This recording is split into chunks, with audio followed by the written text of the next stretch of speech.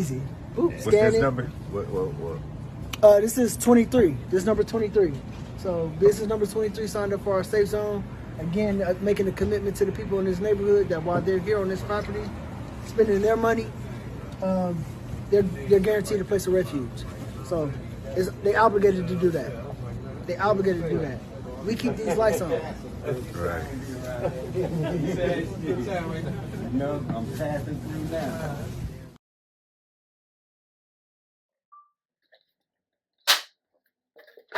What's going on, y'all? Welcome to the Pull-Up Experience. We have another great edition for you guys. We have episode 222. We have the honorable, you know what I'm saying, Chairman Fahiem with us today, you know what I'm saying? Thank you for coming on today, brother. Thank you, brother. I appreciate y'all. Y'all. I'm happy to be here. Yes, sir. And then we got the good brother with us today, you know what I'm saying? Got it. Love the brother. Love the brother. See, I know we in for a good one or whatnot. So we appreciate you once again coming on today, man. So I like to, one of the things I like to emphasize on my show, you know what I'm saying, everyone's the beginning, you know what I'm saying? So I like to think the beginning is where it all, well, of course we're all started, but just the foundation of it all. So Cleveland born and raised? Yes, sir. Absolutely. Okay. You got represent the hood, you know what I'm saying? Yeah. Born and raised, Kinsman County. Okay. Early 90s, mid 90s, late 90s. And then my family transitioned from Kinsman to the Buckeye Woodhill neighborhood. And that's really where, like, you know, I laid my foundation. So you want me to dive into? No, I was gonna say because I feel like I grew up 114 miles or whatnot, and shout out to Miles, you know what I'm saying? And we're sometimes out of what they call it, out of strife or out of because of or out of we come who we become or whatnot. So I just want to see if that was the case or whatnot. But I like to think where did the gift of activism start for you? You know what I mean? Yeah, I would say that it started once we living in the Buckeye Woodhill neighborhood. Like a lot of my friends, we fell in love with football and sports and athletics in general. But then once we started to become like that preteen, adolescent age, there was that attraction to our environment outside of sports, right? So the neighborhood and what our older cousins was doing and what the older homies on the block was doing, and we got influence from that. So I seen a lot of people that had, really good intentions fall in love with the street essence, right? And everything that it's supposed to represent and get lost in that. And so just losing my peers at a very young age, and I'm not even talking about just due to death or gun violence, but just them falling in love with the Lord street culture. And we had this huge trap. I grew up in that trap rap era, so Young Jeezy, Gucci Man and all that, when a particular lifestyle was being glorified. And so I see my peers fall in love with that. And I always remained focused on sports. Athletics was like, in my mindset at that point in time, that was my way out in my environment. And so I stayed steadfast to that until I was introduced at a very young age to the Black Panther Party for self-defense through a movie. My dad sat us down. I grew up in a traditional Muslim household, right? I don't practice Islam, but those were a lot of the core foundations that were laid into me in my early years. So my introduction to the Black Panther Party for self-defense, man, in this movie, I was like maybe 7, 8 years old. But I remember being much more engaged with what I was watching as opposed to my siblings. And the movie just resonated with me like on a spiritual level. Even though I wasn't able to quite identify who the characters were, I resonated with their purpose and the things that they were standing on. I'm sitting there getting charged up, and my brother's just looking like, it is boring, you know. And I'm like, no, I want to learn more about this movement. And so from there, that seed was planted, and I just kind of did my own due diligence of making sure that I found different documentation about this movement. Because again, this is pre-cell phones, like where you got access to everything. So I had to go find books, you know, during this time, like 05, 04, 05. So I had to expose myself to a lot of that information. But, you know. No. That's a great foundation and whatnot. What movie was that particularly? It's called the Black Panther Party. Okay. Yeah. Okay. So it's on YouTube. They got it split up in 2 parts. And so that was my introduction, man. Just seeing how the Black Panther Party for self-defense started, and it started with just 3 brothers. You know, going out to the neighborhood in which young kids were getting hit because there was no stop sign on the street. And so they acted as the stop sign. So it was like, all right, instead of complaining like everybody else doing, why don't we go out here and actually be the solution? that planted a whole different seed in my mind, man. Like, yeah, so that was the start. No, that's a great start. So let me ask you this: so when did it go from soaking all in to actually getting active with it? You know what I'm saying, for you? Yeah. For me, I struggled a lot of years just finding a way to display my frustrations.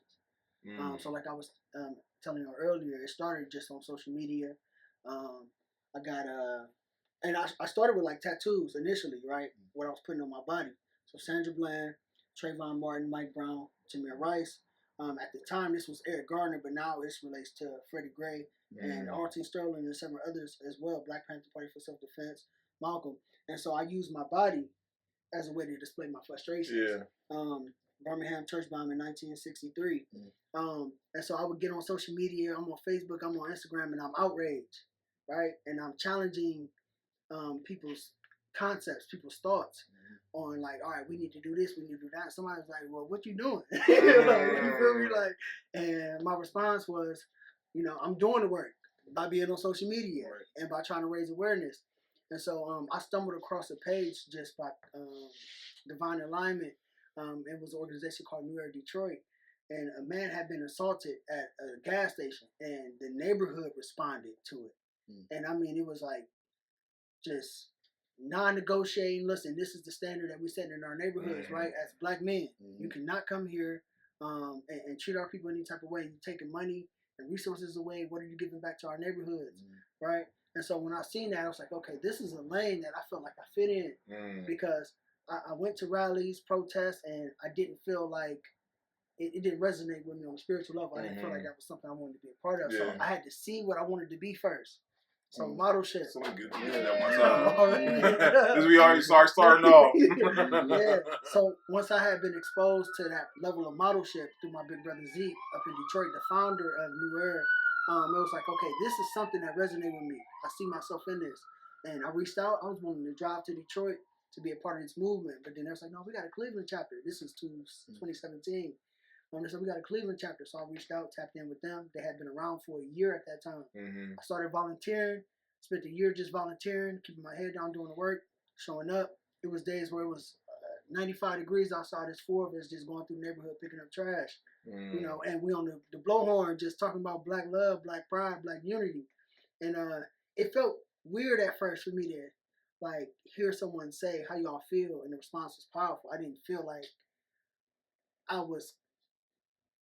I knew myself enough to say that and to believe it, right? To hear someone say, what kind of power y'all got in the response of black power? I was mumbling it. Like, I don't feel too comfortable saying this. Like, are we allowed to say it? That's how I felt. Like, are we allowed to say this? And once I broke through that barrier of, no, we're going to stand proud, we're going to stand firm on this. I mean, it opened up another, like, chamber in my brain that I didn't even know was in existence. No, and hold on, because I know, and I know I talk about this quite often. It's like, I don't know why it is that when we say we love ourselves, or when, you know what I'm saying, and when we take pride in ourselves, it offends something. Yeah. I never got that or whatnot, because you know what I'm saying, Puerto Rican flag, them joints is flying. You know what I'm saying? But as soon as black, red, and blue, I mean, Italian flags. Yeah. Like our flag, for some reason, it offends people. I never got that, and like you said, and like you were saying, like to say it out your mouth, and because I know I've been conflicted like that, you know what I'm saying, especially in different environments, you know what I'm saying, like as a professional, you know what I'm saying, you can't be pro black. Switch. Yeah, I got code switch, right? Yeah. But as like you said, like I feel like nowadays, like I say it proudly, and I feel it. I feel it now, you know what I'm saying? Unapologetic, exactly.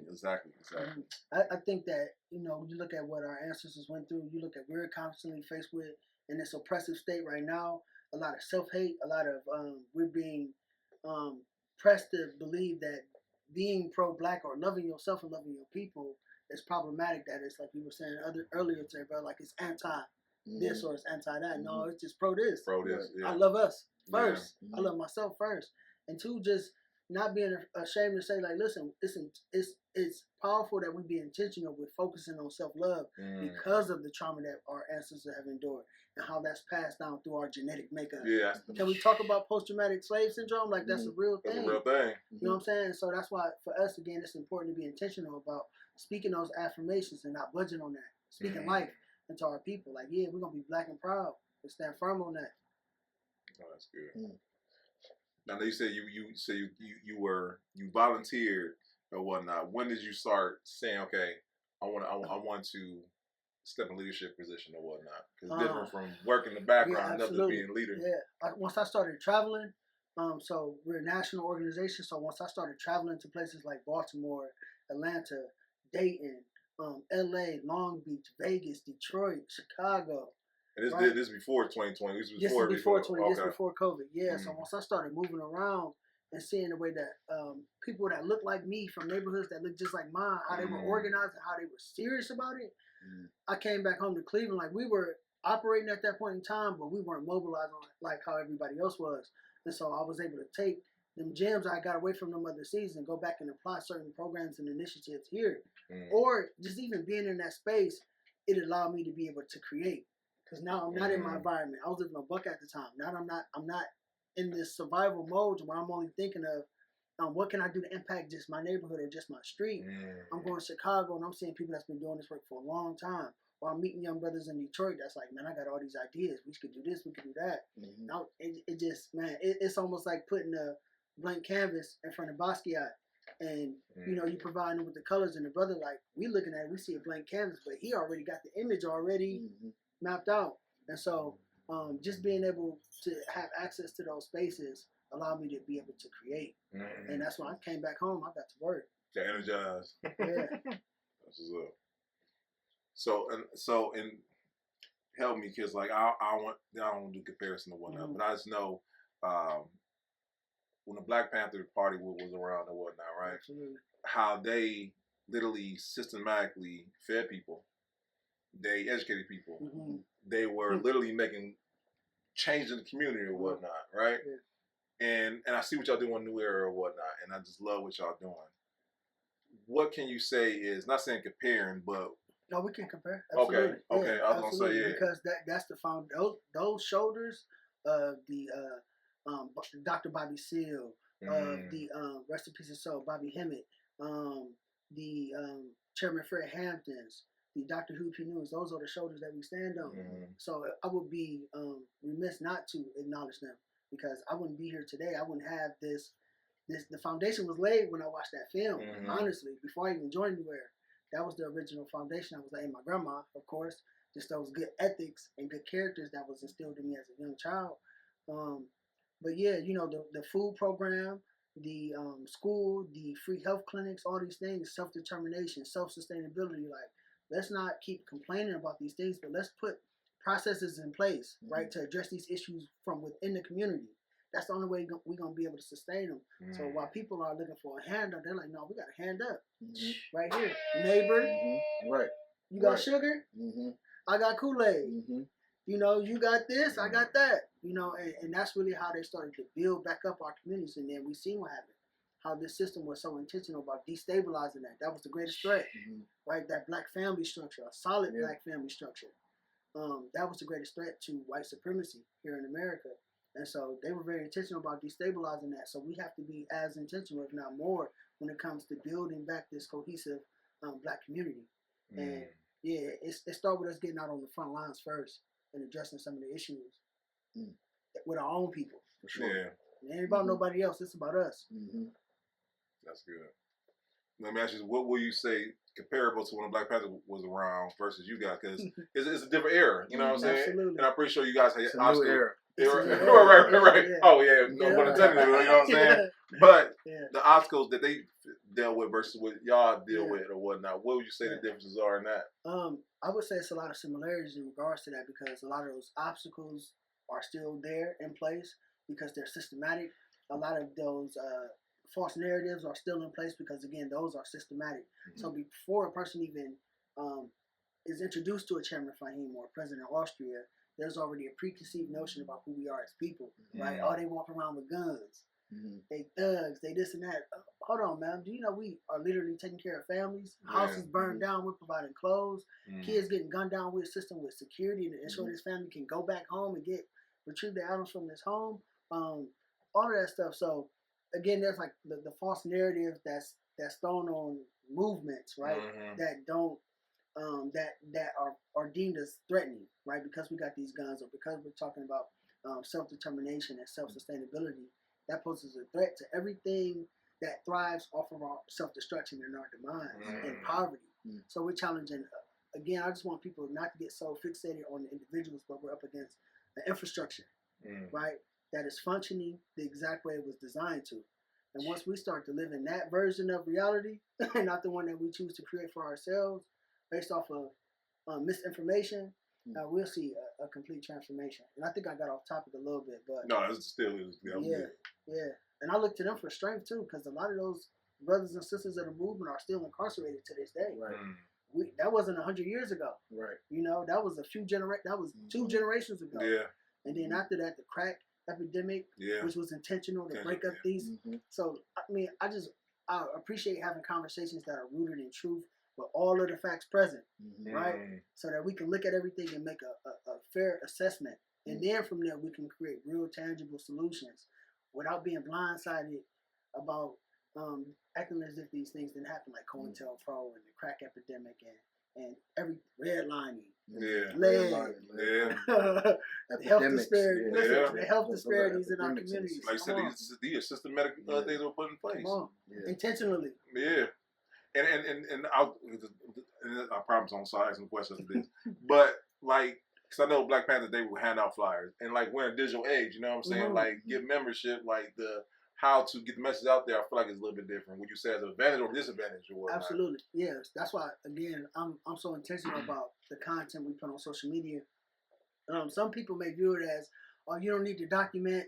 If y'all feeding somebody, you don't need to document that. If y'all doing a patrol, y'all need. Yes, we do. Yeah, we need to leave those breadcrumbs, right? And I know at some point we're going to dive into legacy, right? But now we live in an era where it doesn't have to be in a 30-chapter book. Somebody can go on my page and scroll down and see like a diary how we built this up. Yeah, facts. My children in particular, like the day I take my final breath and I leave this earth, there's a collection, there's an archive of digital content that they're going to be able to have, right? And show my grandkids and show their children, like, this is who your grandfather was, or this is who my dad was, or for that young brother that's trying to navigate his way out of his neighborhood or a particular mindset that may stumble across one of our pages. Oh, hold on, man. Listen, this is inspiring. And this is how they went about doing it, because we leave in that framework right there. We're not hiding anything. You know, our job is to give it. Our obligation is to give that, is to give those tools away to our people. I was going to ask you about that too. You kind of answered my next question. Because I was going to say, you know, just conversations that we had before, some would consider some of the documentation in the way that you do it as clout chasing, right? Right. And so how would you differentiate, you know, you kind of spoke on it a little bit, if you can expound on it a little more, to that, what would you say to that, oh, you just clout chasing, man, you trying to garner attention to what you're doing, like it's about yourself, it's about you, like you're trying to, you know, build your name up in your status. What would you say to that? I'm gonna take the Kanye route with that. And, Kanye say, you know, it's for me. I like it. If you don't like it, press play. I mean, press fast forward. Keep scrolling. You don't have to follow the followers. That's a choice. But people, them same people that say that stuff are the main ones. Every time I post something, they clicking in to see what's going on. Yeah, no, you could block me, brother. You could mute my page.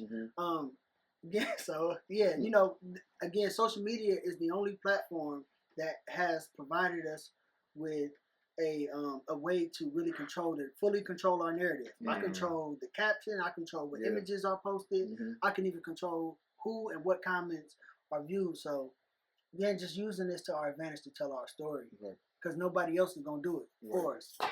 Yeah, listen, we done been on the news a gang of times, right? Been on Vice Media. And every time, I mean, Vice spent 2 days with us, right? Down in the central community. We had a whole day at Red Off Farms, in which we brought the kids yoga, meditation. I mean, they got to learn about, and shout out to their brother Tim Lewis, that gave the kids an analogy of how the plant and photosynthesis was was directly correlated to black people, and he put it in a way that was so digestible. It resonated with the kids, right? None of that was aired on there. So again, they spent 2 days with us and only documented their true intentions, the patrolling right? and the guns. the guns, Wow. So we've been burned a few times with media. That's why this concept of let's do our own video documentation has like come to the forefront, because we tried letting other people tell our story, and they didn't depict it in a way in which they showed our true intentions. Because they don't know our true intentions. Only we know our true intentions. Well, like you said, I control my narrative. Control the narrative, for sure. I think that's important. Absolutely. Very important.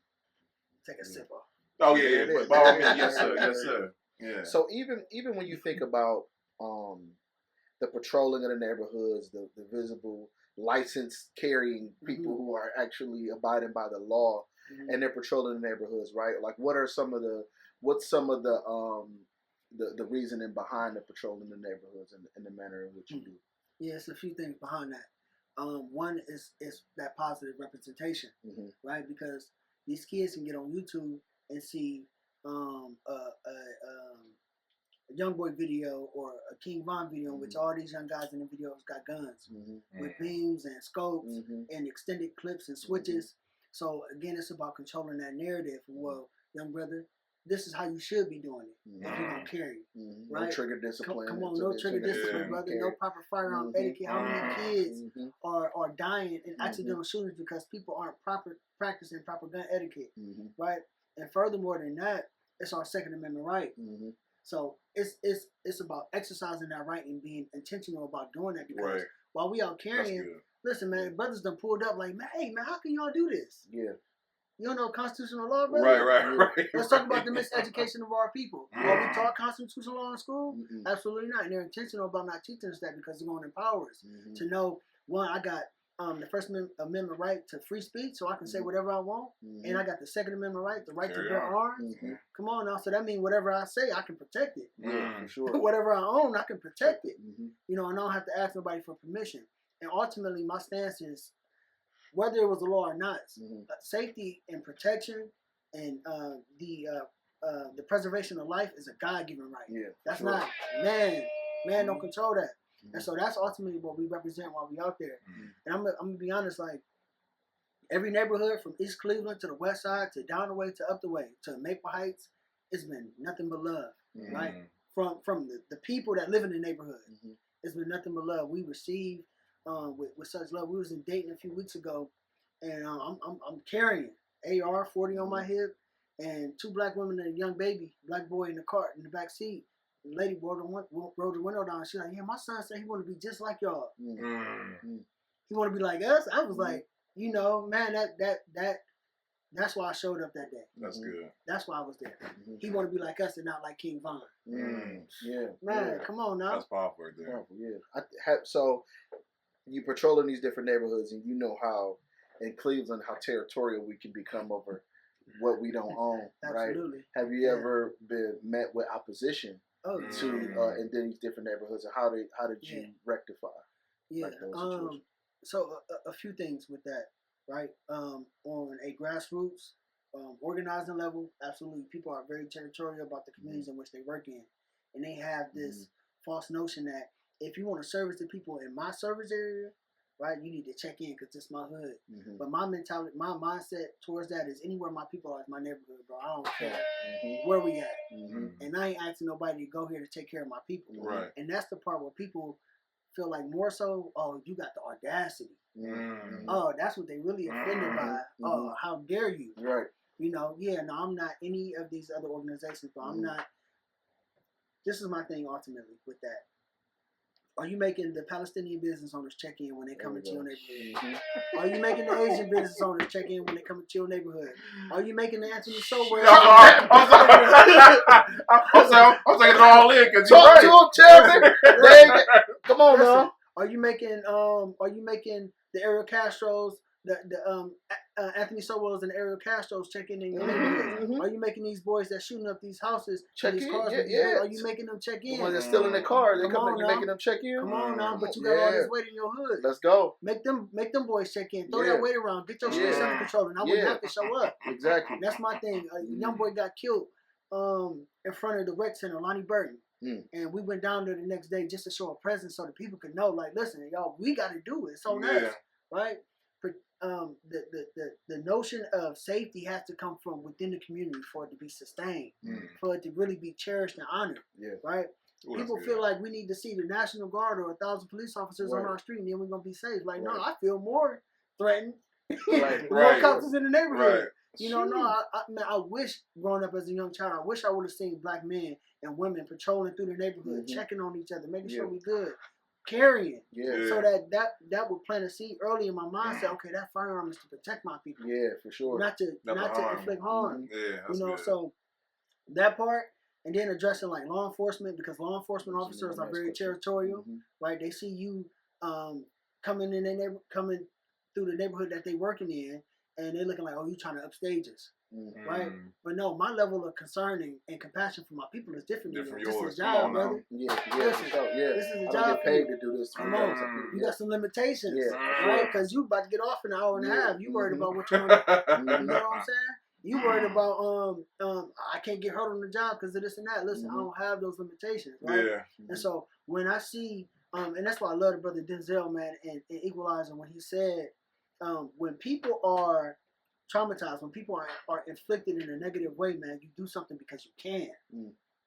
That's the only reason. If you have the capabilities to do something, you do it. And so, I take on that notion of being that vanguard, of being that protector, not a savior, because I don't want to do that. But the goal is just to plant a seed to inspire people. Like, you can do the same thing. The only thing that separates me from you is a choice. And maybe a couple bullets and a vest. You know, but that's the only thing that's really separating us. So you have the same capabilities if you choose to do so. When you think, I was thinking about that too. When I was asking you about like being met with opposition just from people who are in different neighborhoods, and I was going to ask about, has there ever been a clashing with law enforcement? Has there ever been, not even to the point of where you're physical, but how have you, I know that I can understand how they can be territorial, but how have New Era been received in the different neighborhoods? How they respond to certain situations or taking preventative measures, right? How do they respond and see that from a city level or federal level? How do they see that? And for anybody that knows me and knows my story, this is one thing a few years ago I endured, but it gave me like just a newfound sense of resiliency and defiance, right? When I look at when the Black Panther Party, when they first started going out to patrol, to police the police, because that's what they were doing. They weren't out there to chase away dope boys. It turned into that once crack flooded our neighborhoods, but they initially went out to patrol the police because it was the police that were terrorizing our community. So they was pulling up to hold them brothers accountable. They didn't use that term, but they was pulling up to hold them accountable and showing them like, we got the right to bear arms and we not budging and we not asking for permission. And if you try to brutalize us, we'll kill you. We got the right to resist an unlawful arrest to the extent of taking that officer's life. You know, Lord forbid that it never come to that. But this particular day, again, like I was saying, they feel like we're trying to upstage them. So an incident occurs, something violent happens, the family is impacted, and we responded. I responded. I was on my way to a community meeting, and I got a notification that another shooting had happened on St. Clair. At this point in time, a 14-year-old girl, Adriana Jackson, was sitting at home next to her mom and her little sister, 11-year-old little sister, and the house was riddled with bullets, and this baby was shot in the head 2 times, right? And my thing is, had a police officer took an innocent black child's life, there will be rallies, there will be protests, there will be all this outrage from the black community. But when it's happening within our neighborhoods and it's being inflicted by our own people, there's not that same level of outrage, right? So I get on St. Clair, I make my way over there, I get on 105, where the most recent shooting had happened. I'm live streaming the whole situation, and I start making my way down the street patrolling. I got a shotgun, I got a 40 caliber, I'm open carrying, both weapons, and I got a vest on.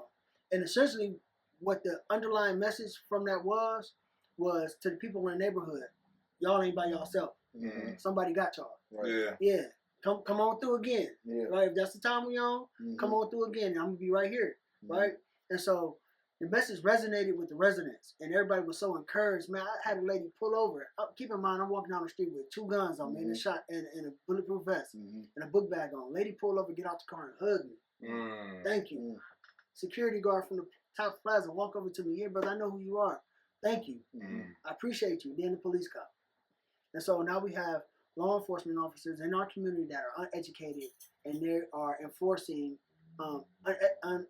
unethical practices like they always do. Keep in mind, this is CPD. The only city that's been under two consent decrees. Yep. The same officers, the same squadron that interacted with me were the same police officers from the 137 shots. Melissa Williams and Timothy Russell. Same officers, right? And so because I've been so indulged in these acts of excessive force involving our people, when the cops get there, I know what to say. Yeah. Hey, did I break the law? Am I under arrest? Am I being detained? The answer was no, no, no, no. All right, y'all have a good day. I don't have to give y'all any information. I don't owe you no explanation. You know why I'm out here. Y'all go find out who killed that baby. Right. I'm right here to make sure these people cool. And I don't got to ask y'all for permission to do that. Right. They were so offended. How dare, who does he think he is? Right. Sergeant not even on the scene. And it's a black man. So that's why to me, this isn't always about black and white. It's God's side and it's the other side. Shout out to the brother Cat Williams for saying that. But it's God's side and it's the other side. It's not about black and white to me. It's about mindset. Yeah. Right? And so this black sergeant who has 4 black sons, who isn't even on the scene, makes a determination. I need to be stopped. And I shouldn't be allowed to proceed and move forward. And I'm defiant of that, bro. You can't tell me where I can't go. I don't care if you got a badge on you. I don't care if you. I don't care what your role or position is. I'm not asking y'all for permission to be here. So, armed standoff ensues. I'm surrounded. 19 police officers. K9 unit. They requested a helicopter. They got the streets blocked off. And yeah, this is the part like where I get emotional because it was so empowering, right? Because even in that moment, man, I'm on 99th and St. Clair, bro. Even in that moment, man, I look across the street and it's a whole hood right there. Like, you better not touch them. Y'all better not do. Hey, we'll tear this up. So for me in that moment, man, it just reinforced everything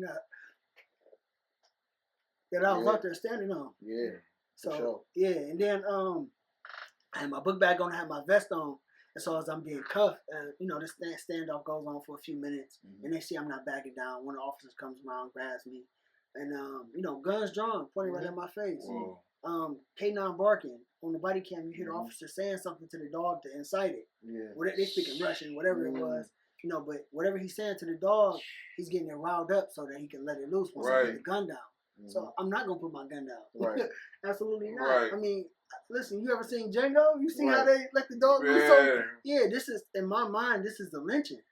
That's the mind frame that I tapped into once I realized I was surrounded and I couldn't move. I said, this is only gonna end one or two ways. Right? And I'm not going out as a coward. If it goes that way, that's never my goal. I don't want to be a martyr. I want to live a long life and grow old and all of that. But I'm not a coward either. Right? And in that moment, I didn't feel any fear because it's like in those moments, man, if you ever been in a life-threatening situation, car accident, whatever it is, man, when you fully commit yourself to whatever it is that you're standing on, man, God is present. I felt that in that moment. So fear never entered my mindset at all. I'm like, all right, let me position myself for whichever way this is going to go. And I'm grateful for the people on the Claire, bro. That's why I never lived on the Claire. I ain't spent no time on St. Clair. But for them to stand with me in that way, and the Claire in my heart, like on a spiritual level, that's home. Based off of that incident, man. Well, so hold on, because with all that happened, like, what they even try to like even say you were wrong up though? You know what I'm saying? So this is how the system works, man. So trumped up charges. Inciting panic, inducing panic, which is a misdemeanor. That's not an arrestable offense. And then carrying a concealed weapon. I just shared with y'all, the shotgun was open carry. The 40 caliber on my hip was open carry. And so they lied. The sergeant on the scene lied to ensure that I was booked. Because once I got to the county jail, they was like, oh, well, we can't book him on inducing panic. Right. So he made a phone call. CCW, carrying a concealed weapon. And I ended up filing a federal lawsuit against the city of Cleveland. They mitigated it, and even throughout that process, man, the practices are so racially biased. I'm sitting in a federal courtroom talking to an 83-year-old white judge that want to sit here and tell me, well, if I seen you in my neighborhood carrying a gun, I would have called the police too. Well, sir, you live in a gated community. Yeah. Kids ain't getting. I wanted to ask them, how many kids have been killed in your neighborhood in the last 10 years? Right. Sir?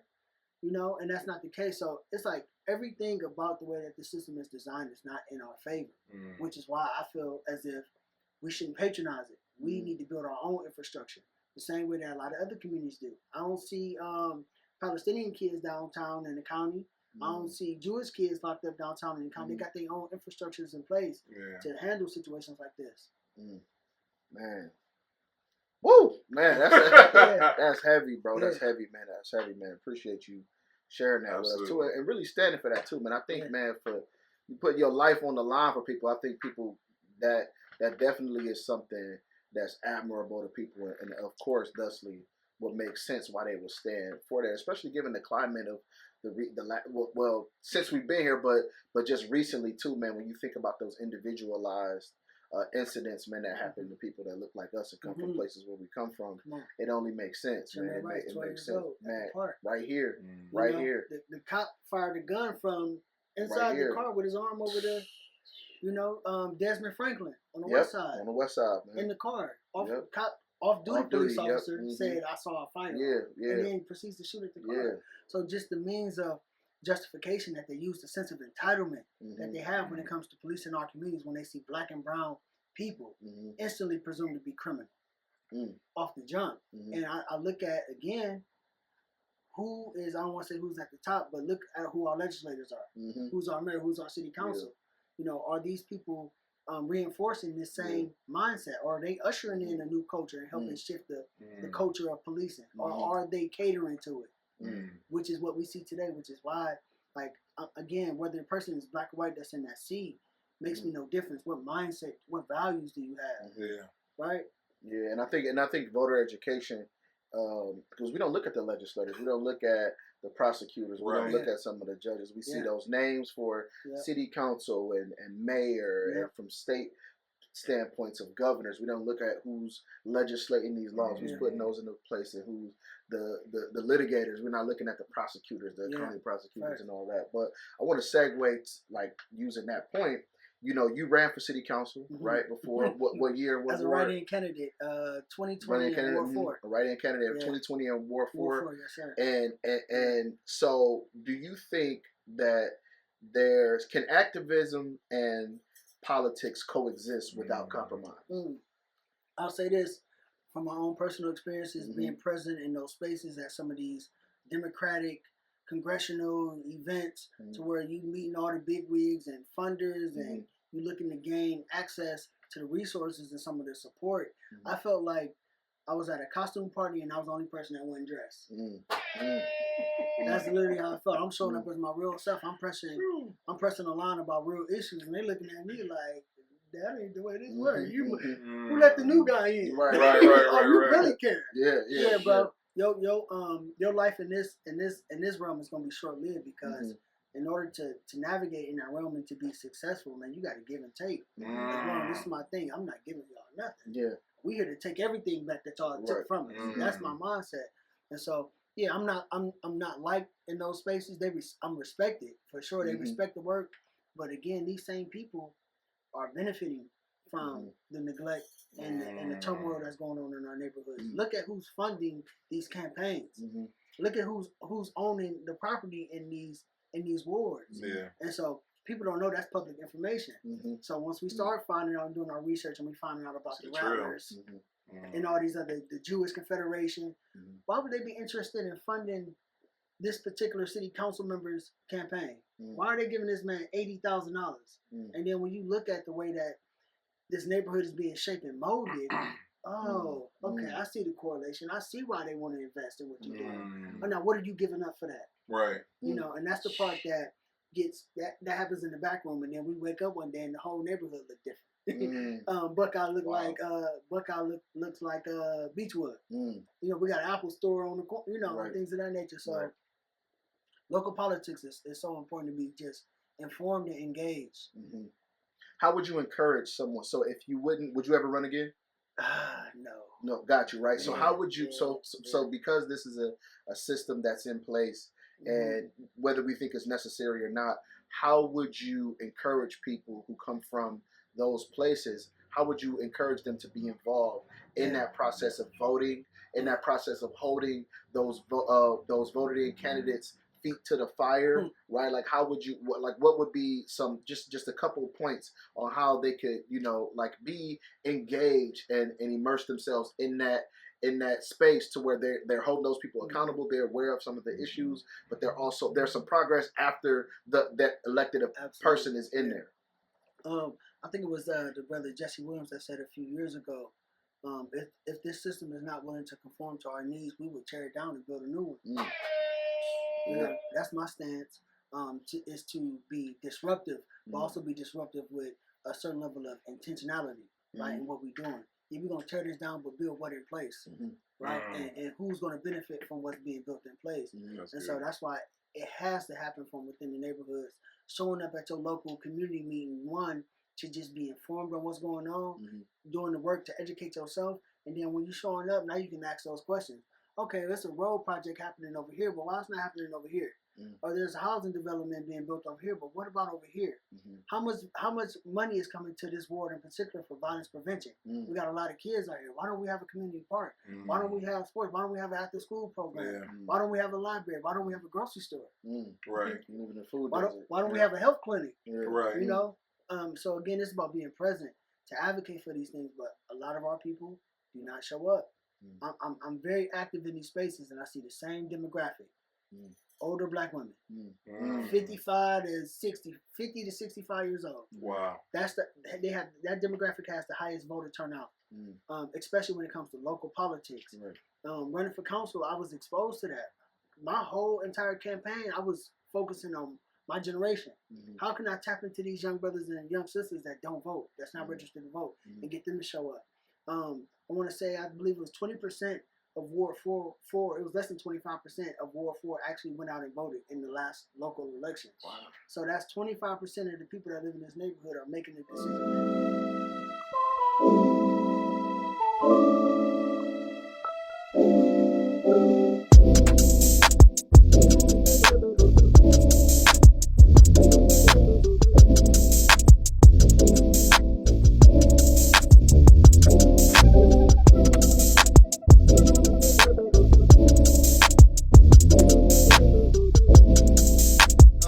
This is a great time in Cleveland tonight, and I think what we look at is black excellence on display right now. I feel blessed. From the moment I walked in the door, I heard Mr. Wheaton and congratulations and everything. Now all the way up to upstairs, same thing, man. It's a blessing. I am feeling really grateful, very blessed. It's just an amazing experience to be able to be in the room with so many amazing people and people that are game changers and world changers. That's breaking bread and making businesses in Cleveland, Ohio. This is a night for the books for not only Cleveland but Ohio. I'm so proud of Tenora. Wow. And so when I'm talking to my peers, and that conversation is coming up, I'm and keep in mind my campaign trail, I was in the trenches. I'm on 116th and Kinsman. I'm on 93rd. I'm all the spots they don't go to. I'm posted up in front of the liquor store on 116th and Buckeye, doing voter education and voter registration. Right outside the liquor store at night. Am I lying, Queen? Posted up. Hey, y'all going to get a bottle? Hey, listen, what you got on the campaign? Number one, brother, because I'm running. Number two, are you registered to vote? If you're not, before you go in there, it's going to take you 3 minutes. Let's get you registered real quick. Updated address and so on and so forth. So it's just preventing people, it's just providing people with the information and then allowing them to make a conscious decision. Because now that you know, now you got to be held accountable for what you know.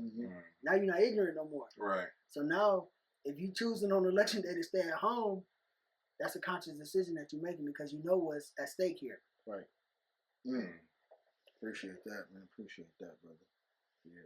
No, that's good. And I mean, bro, I want to commend you because once again, in a time and age where it is so easy to idolize all the wrong people in the wrong places or whatnot, and just look up to these things that, in all honesty, does not really affect it in our community. Appreciate the work that y'all are doing, man. Thank you, because it's needed. Yeah. Do you think that and this is not, and I'm not saying this in a way to throw that under the bus, so I'll reframe the question. No, you ask it straightforward. Yeah. Yeah. So, do you think that? And I don't know, because I don't want to. I'm not going to put it in the position. I'm going to ask the question for sure, but I don't want it to come out as if this like shade room or something. But like, how could people like using as an example? How could a platform like Cleveland Remembrance page, because we see the comments and we see what goes on there, right? How could they use that platform more responsibly? Man, how would you suggest that they use it more responsibly? And shout out to the queen that run that page. Yep. A few years back, me and her, I called her out on that because every time I click on social media, I appreciate you for providing us with the news. Information, number one, because I ain't got to wait till 11 o'clock news to find out what happened. And again, they're controlling the false narrative. But can you show some positivity as well? Yeah. Can we have some balance? And so that was my conversation. And at first, she felt disrespected that I made that post and tagged her. I DM'd her. She ignored it. And I made a post and tagged her. But ever since then, she's made contributions to the work that we're doing. That's what's up. She's highlighted a lot of the positive work that's going on, especially involving the youth. Not just our organization, but other organizations around the city. Not even organizations, but other people around the city that's doing something positive. And so that's my thing. You also, with that platform that you have with hundreds of thousands of followers, you have responsibility. For sure. Absolutely. Man, hey, you controlling our narrative. You the voice. You controlling our narrative. And for a generation too. Come on now. Sure. Yeah. How are you depicting this? And then too, why are you doing this? Are you just in this for money and clout? Yeah. Or are you really doing this to tell our story? So let's be intentional about that. And ever since that conversation was had, she was like, man, I thank you for providing me with that perspective. I didn't like the way that you delivered it to me, but it was the truth. And so after she had time to sit and think, she reached out and was like, you're right. And so now I post something, I'll send it to her like, hey, this and that's going on.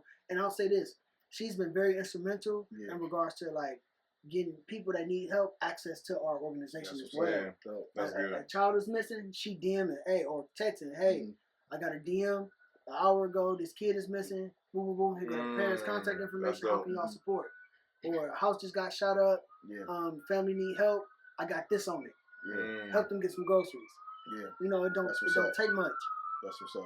That's what's up, man. That's what's up. And those things that people don't, because I mean, Cleveland Respect has a stigma, you know what I'm saying? But those things that people don't know, you know what I'm saying? Yeah. And that's why that page has the obligation to, again, I don't care how people perceive it, but tell that story as well. Yeah, for sure. Because folks gonna criticize you regardless of what you do. Yeah. So tell that story as well. And if you notice, the positive things don't get as many likes and clicks. Man, I thought it was just me that picked that. But I looked at the like count, like that's crazy. Listen, something positive happened. It's 50 likes and 3 comments. But the negative, come on now, it's crazy. Come on now. I think when you think about those type of pages, it's like however you start, that's what they're gonna pigeonhole you to. Yeah. Right? It's like, nah, we want to see drama. We want to see trauma. We want to see that trauma porn, right? Like that's what they're really looking at. Like, because if it's not, you're not promoting a business or a paid advertisement. What happens is it's like now it's like, okay, did somebody get shot? Because it's like, who? Who? That's always, I just look, you see a bunch of owls in the, who? What happened? Where? Yeah. You know what I mean? And like, I think this is a sidebar too, man. It's like, the comments on that page. Reckless, man. Man, it's like, so you get on one end, it really shows me the condition of our people, man, and the mindset. Like, it's like sometimes I see a cry for help.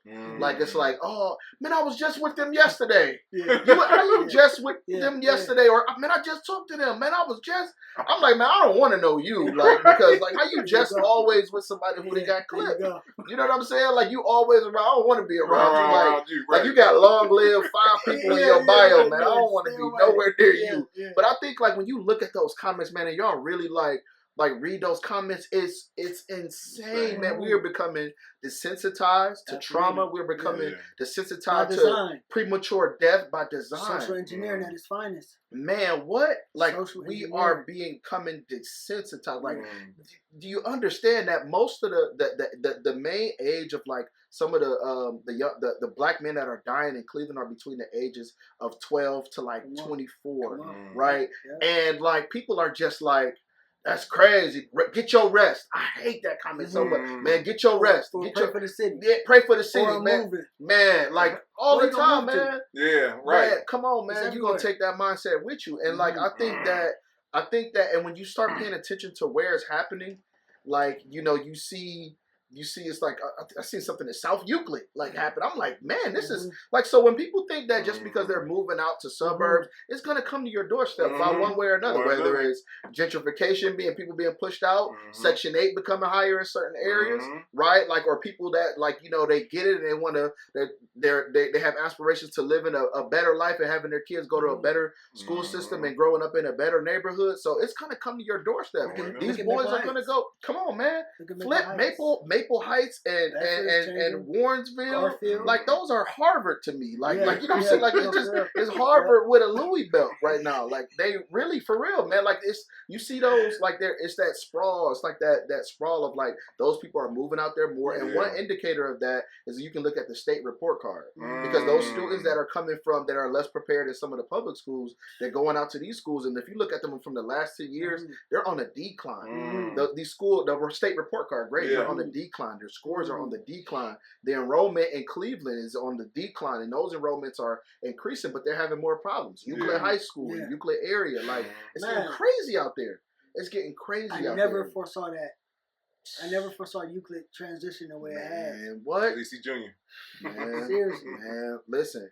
And so, and not to go off on too much of a tangent, but I think just like when we're talking about a sense of awareness, we want people to really look at that. Look at what's happening, man. Look at what's happening, around us in the world, period, but specifically in Cleveland, man. There's so many different moving parts, and it's multifaceted to some of the issues. I think we like to put a lot of the blame on just one person or a certain group of people. Like, well, what the parents ain't doing, and the parents should be held accountable.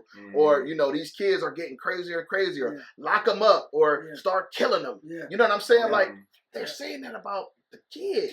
And to the point where I'll be like, man, maybe some of them got like, you know what I'm saying? I'll be like, man, I see what some of these, and I'm saying that as an educator. What Umar say? Some of them gotta go to sleep. Look good. It's crazy. But it's like, man, people are that's starting to be a mindset, because if you see it enough in repetition, you'll start believing like, well, maybe that is the solution to start killing kids. Right. You know what I'm saying? Because they're acting out like how. So I think when you filter through some of that, it's like, how do we hold the adults more accountable?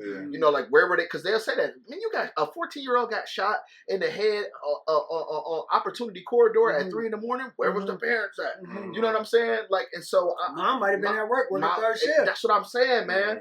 That's what I be saying. I'm like, yo, or and that whole thing with the runaways, we sweep things under the rug when it ain't trending no more, but we'll say that's still an issue. However it is, like, with runaways and missing children in Cleveland, some of those things are tied, but when we look at trying to become more aware, I think we definitely have to check the source from which we get it from. And I do think that pages like that, they have a platform, and they have, but like we said, they have a responsibility, but it is a sense of awareness. But what do we do with that? I think we have to expound on making people aware of something, and then like use that to galvanize people in a certain way to like, man, how can we start talking about solutions? There we go. And then use your platform to connect people that do have those ideas or got the resources. Right, for sure. Okay, if it's this and that going on, and it happens, but it's happening in the back scene and it's not to the forefront. For sure. So let's push that to the forefront, and let's allow that to trump the trauma, because that may give somebody some inspiration to get up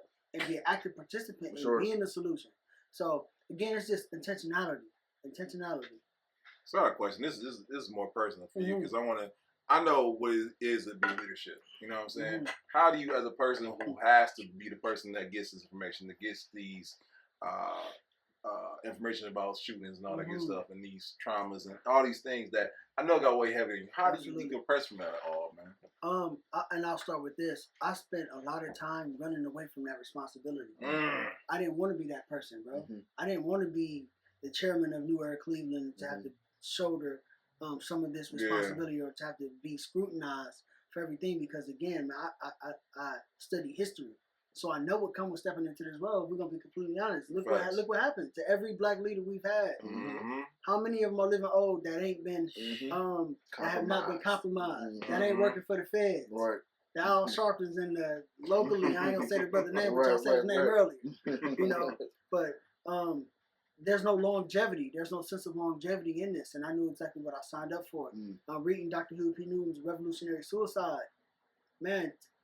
Not that, again, the goal is to ever be a martyr, but we know exactly what we're stepping into. And I'm not saying that I'm embracing that because I'm denouncing that at the same time, but I spent a lot of time not wanting that responsibility of being scrutinized as a leader for a generation or for a movement.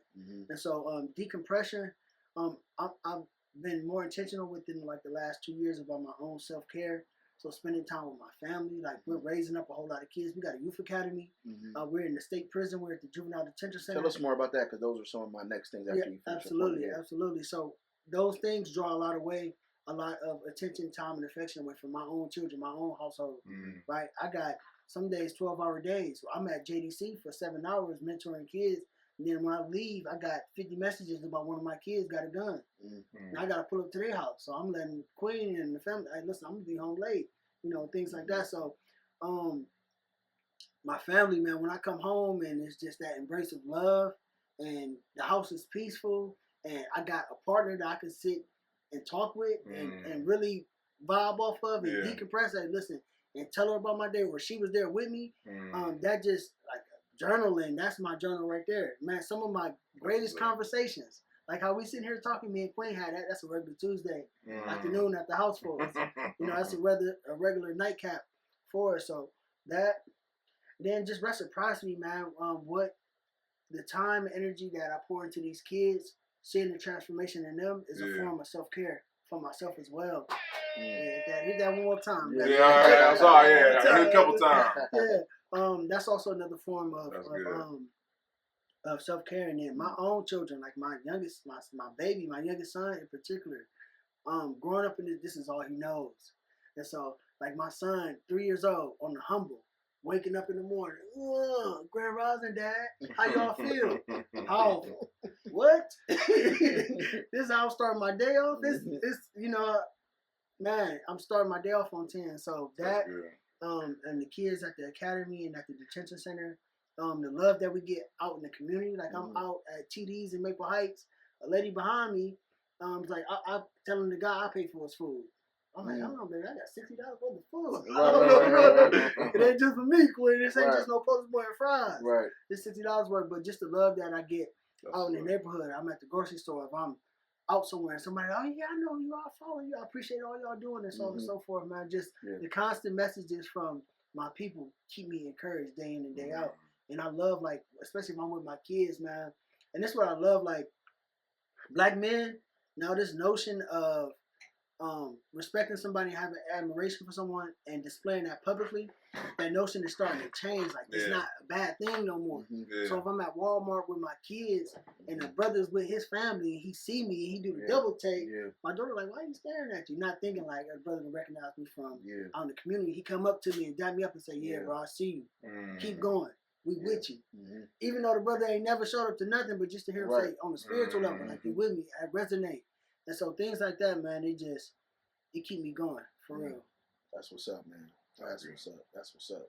Now you have some quite a few different programs. Could you talk about your mission and intent with working with juveniles that are incarcerated and the youth program that you have at the center in Bedford?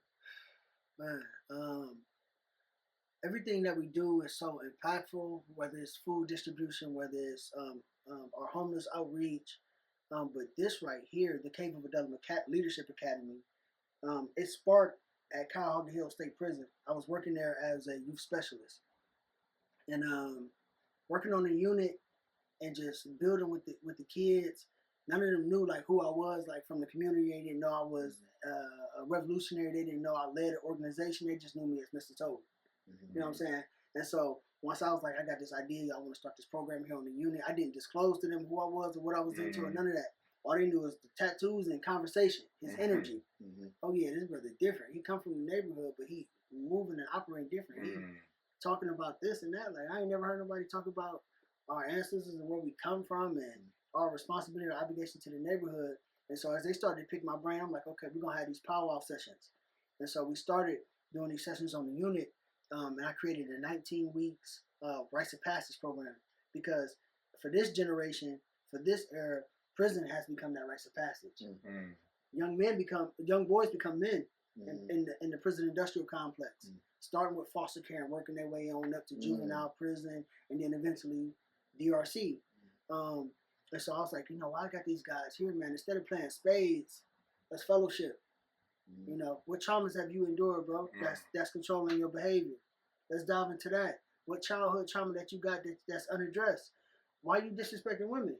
Oh, that's your B. That's a queen, bro. Let me plant the seed why you need to call her and treat her with respect. Your mother, this and that. Like, let's dive into some of these things. So we started with that, man, and just giving these kids a sense of self, because ultimately, man, what the gangs present us with is an opportunity, a sense of belonging, a sense of if I put in the work, I can work my way up the ranks. If I show a little heart and I got some squabble about me, I can get a name. If I catch a body, I can get some clout. Or if I lose my life, I'll be cherished forever. Long live such. I'll be a hashtag or a T-shirt. You know, these was like hood goals. And so I just wanted to create a process that would kind of help deprogram that, right? And really help them see, because now I'm 33 years old now. So whatever skills and knowledge I've gained over these years, I wanted to provide them with that at 14, 15. Had I had somebody telling me, like, listen, bro, you make that left turn, ain't no streetlights on that street, it's dark over there, it's dangerous. You know, nobody was there to kind of put those guardrails up for me in place, so I had to learn through trial and error, like everybody else. And so ultimately, I think, like, what if Malcolm, and I'm not comparing myself to these people, but I'm just saying, what if Malcolm, what if Huey P. Newton, what if they had raised up these youth? Like, when Malcolm left, nobody was there to step up and have that same level of impact. Like, the gift wasn't given to nobody. And we still commemorating him in 2024. But nobody risen up to fill that void since then, no successor. So I started thinking in regards to that, about putting these mechanisms in place to help develop those successors naturally by providing them the information and the platform. And then ultimately a vulnerable space, because I think it was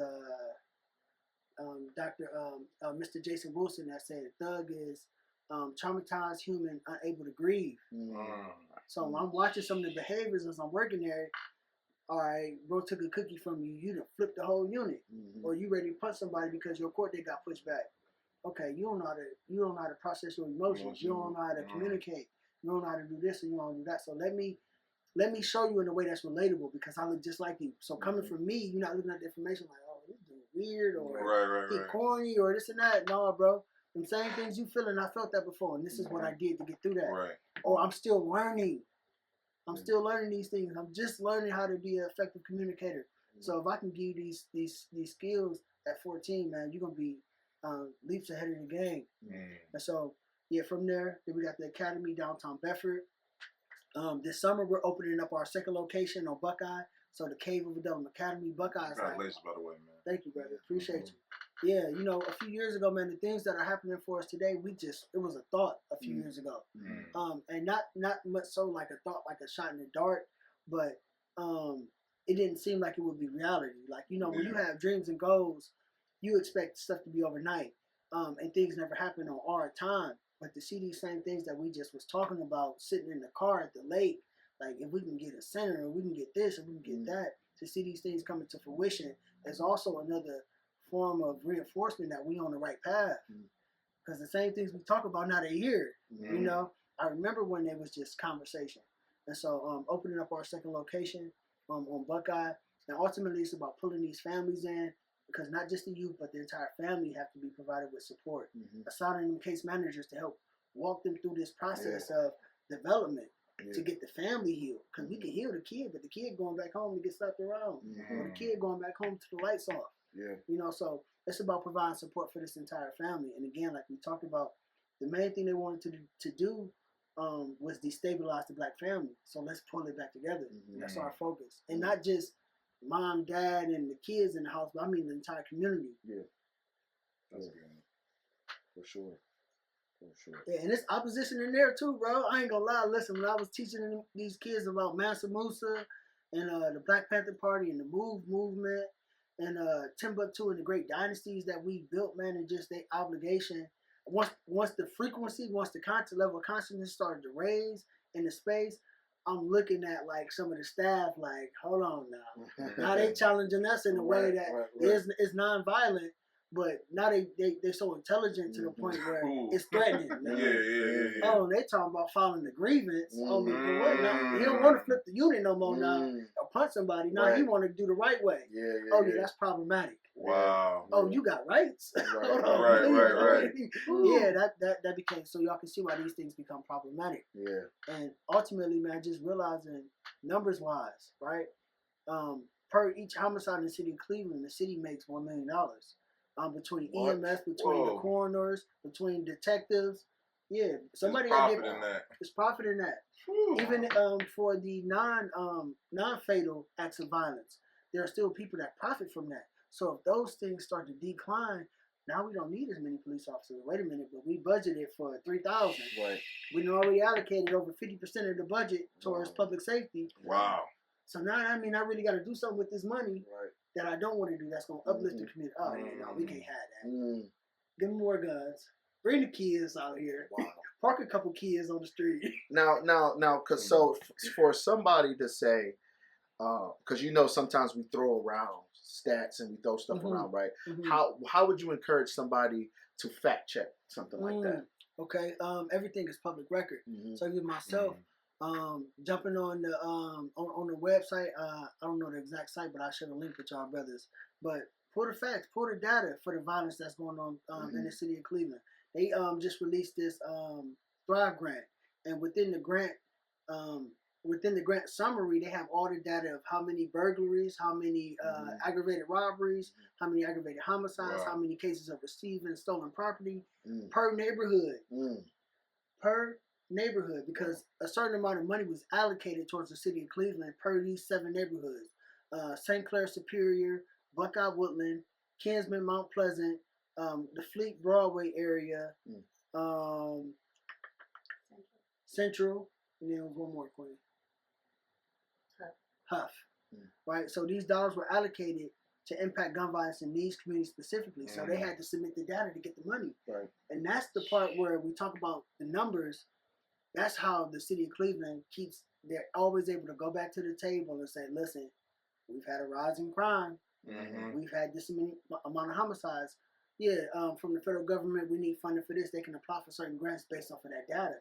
So it works to their benefit. So when we talk about who's benefiting from the loss of life and from the violence and from poverty, follow the paper trail. Right. Follow the paper. Y'all gonna be canceled after this. I ain't worried about that. They gonna shadow ban you on social media, brother.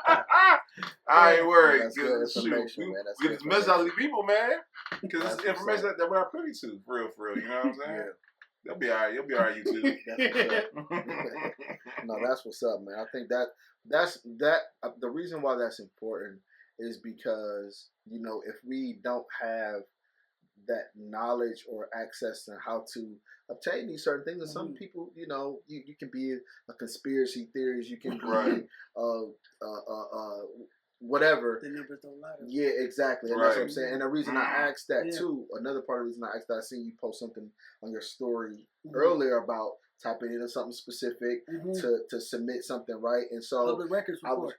And that's what I think that people are. These things are there. The public record is public record, right? And we don't know how to navigate these things. We don't know the process, and I think that's just so important to have people become more aware. Let me show you how I got access to the information, bro. People that I call my friends and my brothers was like, hold on, instead of doing this, you can just file this public record request. I'm like, I didn't even know. Send me the link. Bro, send me the link, and that's what I wanted to show people. Yeah, that's why I was. This is how I did this. So you get on social media, you get to talking reckless. I can go pull your records, brother, and do my research, right? You thought you were saying, Right.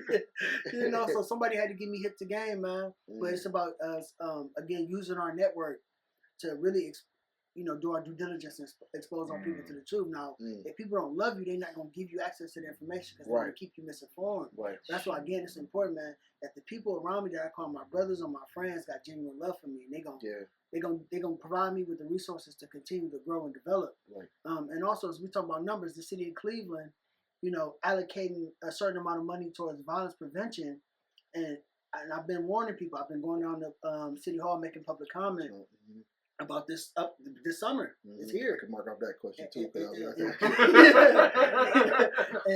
And the amount of violence that we're seeing, I think that we are going to see. And I don't want to get so focused on the number of homicides, but what I want people to really focus in on is the amount of violence, how these homicides are carried out, right? Now, for us to say, okay, we had 98, we had 171 homicides, 151 homicides last year. 77 of those were involving those youth ages 14 to 24, right? Who's dying?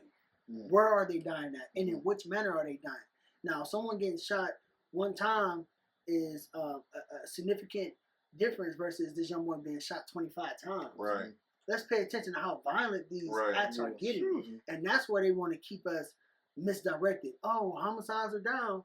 Yeah, okay, sure. Right. Some people got stabbed last year, but now we got people getting shot up in cars, and then empty the clip on this boy 25 times. So they able to just really brush over that and sweep that under the rug without providing us all the factual details. Now, this money that's being allocated, let's pay attention, right, to in which ways violence prevention is going to be carried out in the city, because we're talking about $300,000 next year. It's a conversation about $1.5 million being allocated towards violence prevention. So let's see, in these neighborhoods where crime is an everyday thing, where people are impacted by gun violence on a day in, day out basis. I remember vividly living on Buckeye, and I'm on Southmoreland and Buckeye, an apartment building around the corner. And in my daughter's room, my two daughters shared a room at the time. They might have been 8 and 5, right? 130th from Buckeye, right behind this very active street, very active neighborhood. Gun violence is an everyday occurrence, right? All these shots get let off. I mean, it sounds like somebody had an extended clip, or they let off over 25 shots. I walk in my daughter's room to check on them, and they sitting there watching TV, unimpacted. So we're talking about being desensitized, normalizing the conduct, or just adapting to the environment and saying it is what it is. I walk in the room, my daughter's just sitting there still watching TV. I'm like, damn, I'm in the room like, what's going on? Right. And I go in there and my baby's just cool, like, we watching TV. This is an everyday thing. And in that moment, I started to really think about the trauma that children are exposed to and how it becomes so normalized to where it's just like, okay, this is just what happens over here. And they accept it. Versus saying, hold on, we got to change this. I want to know, like, what's your opinion on, and I'm going to relinquish it to the question. No, bro, listen, you ready. You know what I'm saying? I push out to you, brother, because you know what I'm saying? My question, I love it. Can you have some of your own? I think, how would you, when you think about activism, right, I don't think that activism is monolithic, right? You can do it in different ways. So for somebody who isn't maybe, who feel like they want to do something, right? Because I always say when I'm expressing something online, I always say that it's going to come to your doorstep, and this is why you should be invested in what's going on in the lives of young people, because they're going to be the decision makers at one point, right? They're going to be the people who are working these jobs. They're going to be people who are trying to disciple your children by the things that they're spewing. And I think, like, so people want to get involved, and some people they want to be active in communities. They want to help in, like, so how is it? Some people just don't know how. You have to really teach people how to give. Now, if we're not somebody who is licensed to carry, to strap up the boots and really go pull up on the store to check an owner about selling a vape to a 14-year-old, if they can't be like down that way, what are some of the things that they can do to still be active and be involved in what's going on? I'm grateful that you asked that, because people do feel like, oh, if I can't do this, I can't be a part of the movement. For sure. Everybody has a role to play, and everybody has something to contribute. It's like church, come as you are. And whatever you have to offer, whatever your God-given gift is, that is your purpose.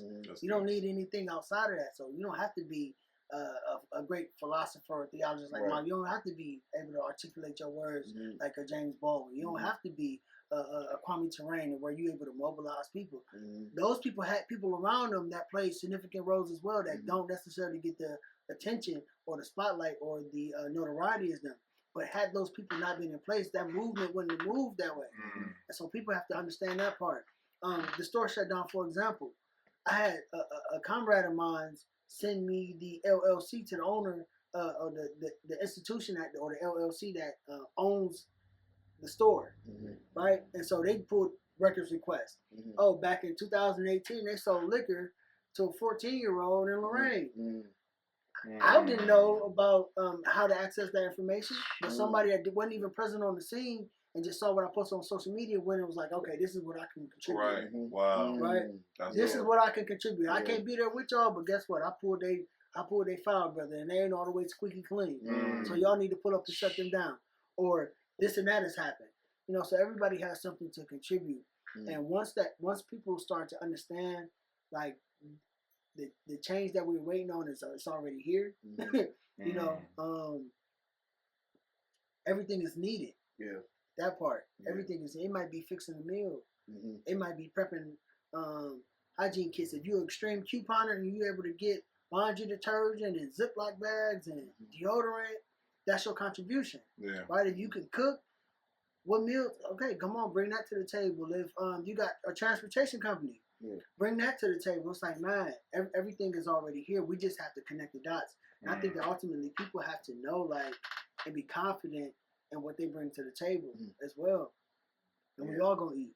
That's what's up. Potluck style. Right. Just to touch on, so I know I don't think everybody is too familiar with the incident. So we shut down the store, right?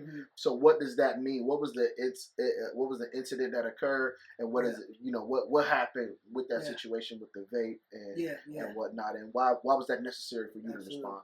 For New Era to respond. Absolutely. It's been several occasions in the past in which we had to pull up on the store for some misconducts or for infractions or just doing a disservice to our people, selling spoiled food, things like that, like assaulting our people while they're in the store.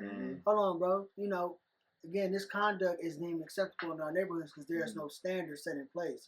There's no code of ethics, so folks think they can come in and do what they want. For sure. When somebody riding around looking to snatch up a human traffic, a child or a woman, they're not going to Solon, they're not going to Macedonia. They come to the inner city. Because we're the most vulnerable. We're the most vulnerable. But why is that? Why is that? You know, like Malcolm said, the black woman is the most disrespected and the most unprotected. But where the black man at? Because you go to the rec on a Saturday or Sunday, they in there hooping. They playing flag football. They at the bar. They at the club. You know, they at the liquor store posted up. So about shifting that mindset. So with this store in particular, selling vape pens, they were positioned right across the street from a high school, right? And so again, their bottom line is this: it's greenbacks. I don't care about these children because they wouldn't dare sell it to a Palestinian community, to a Palestinian child. But see, in their culture, that's shunned upon, and they'd get canceled. They would get beaten. They would get ostracized for that type of behavior. But in our neighborhoods, it's cool. Oh, that's just Muhammad. That's the homie. We all praise him, man. What's up? For sure. Like, this is cool. You know, disrespecting our women, selling toxic chemicals to our children, even something as simple as like loose cigarettes. Like, bro, do you understand? Like, somebody came in and bought one while in the middle of the live. Like, he talking about he doing nothing wrong as he's doing this. You know, so again, it's about really creating that standard and saying, hey, listen, man, you're not from our community, but you're here. So in a way, you are a part of our community. So again, we're gonna hold you to the standard that we create. And I don't care about what you think or how you perceive us. We're here now. Right. And so this is how we're going to operate moving forward if you intend on being here. If not, brother, we will be here every day. And I promise you won't make no money. I love it, man. I promise you won't make no money. And so what I loved about that the most was some of my comrades from the Palestinian community, right, that reached out and wanted New Era to support this ceasefire resolution at City Council. I showed up for them. And so when I needed them, they showed up. And in typical fashion for us, it would have been us pulling up with the guns and, hey, we said y'all shut down, ain't nothing to talk about. But having them come be present with us, they helped us. They served as a buffer to help not structured for an impactful conversation that would give us a resolution in which everybody could benefit. Yeah. Right? So now they know the standard, because when Queen Shireen pulled up and she was like, listen, now you wouldn't sell that to this is a Palestinian woman talking to a Palestinian man. You know this is not what we do. Right. Actually, in fact, you even selling these products is against our heritage, is against everything that we believe in. Right. You know, can we get some fresh produce in here? Yeah. Now those conversations are being had, and now we're seeing progress being made. So with all these store owners that's in our neighborhoods, it's about getting them on board. If somebody is experiencing a crisis, we got a safe zone initiative. If somebody is experiencing a crisis, they slap this safe zone decal on their window, and folks know I can come here, and this is a place of refuge if I need help, if I'm being followed. I think about Eliana DeFreeze, that little baby that was on her way to school. Man, ain't nobody help. It wasn't no place she could run to. She had to sit there and endure that. You know what I'm saying? So it's about putting those measures in place where something is happening. Baby girl would have knew, okay, I see that decal on the hair store. I see that decal on the gas station. I'm about to go in here and I know they're going to help me. They're not going to lock the door, or they're not going to discard what I'm saying and send me back out there to this person that's looking to victimize me. And so ultimately it's about setting a standard. Because every community has a standard. Jewish community got a standard. Palestinian community got a standard. And so on and so forth. So we have no standard in our neighborhood. What's deemed acceptable? What's our code of ethics? What's our code of conduct? And so not only are we establishing that, but we enforcing it as well, because that part is huge. We can put it on paper, but who's going to enforce it? You know, so that's where we step in at. Man, I love it, man. Man, listen, I've been so impressed with what you saying tonight, but I forgot about this thing. I ain't lied to you. I'm taking it all in. No, that's powerful stuff, though. Because you're right, because too often, one, we don't hold each other accountable, but then we damn sure don't hold accountable people who are in the communities, making money, making profit off of communities, and not holding to a standard either. And I ain't think about it. That's crazy. And not only that, but we will also, when we go to those places, if we're not from those places, we would adhere to their standards. Right. That part. You know what I'm saying? You're going to fall in line with what the standard that they set. So what's so different about us? You know what I'm saying? Or in places that where we're, you know, the majority, right? And I'm really speaking more so about neighborhood, and the neighborhood aspect including. It's like the difference between going to your younger auntie house that's with the kick it, that's gonna let you drink a little bit and smoke a little bit and chill and have your girlfriend over, versus going to grandma's house. Now you know when you come to grandma's house, you better not smell like weed, your eyes better not be red, pull your pants up, talk like you got some sense and show respect. When you come here, it's a standard that's set. But when you go to auntie house, ain't no standard set. So you laid up. Y'all baby. Tired of carrying that load? Drop the house. Gutter Properties will buy your house as is with offers up to $300,000. Need serious repairs, liens, taxes, or judgments? We'll work through your unique situation to get that house off your back. During your free, no-obligation appraisal, we maintain social distancing and take every precaution to ensure your experience is safe. Drop the house. Gutter Properties. Call us or visit gutterproperties.com. Getting drunk with y'all. And that's how I view environments in which there is no standard that's set. It's just loose. And we got people getting killed in front of these stores. Or killed. Somebody was killed literally in front of that store. Somebody was killed at the bus stop in front of that same school in that same neighborhood. And so and you play a heavy role, right? You making money off of these people in this neighborhood. What's your contribution back to them? I don't care you let little bro come in here and get a free pop. Right.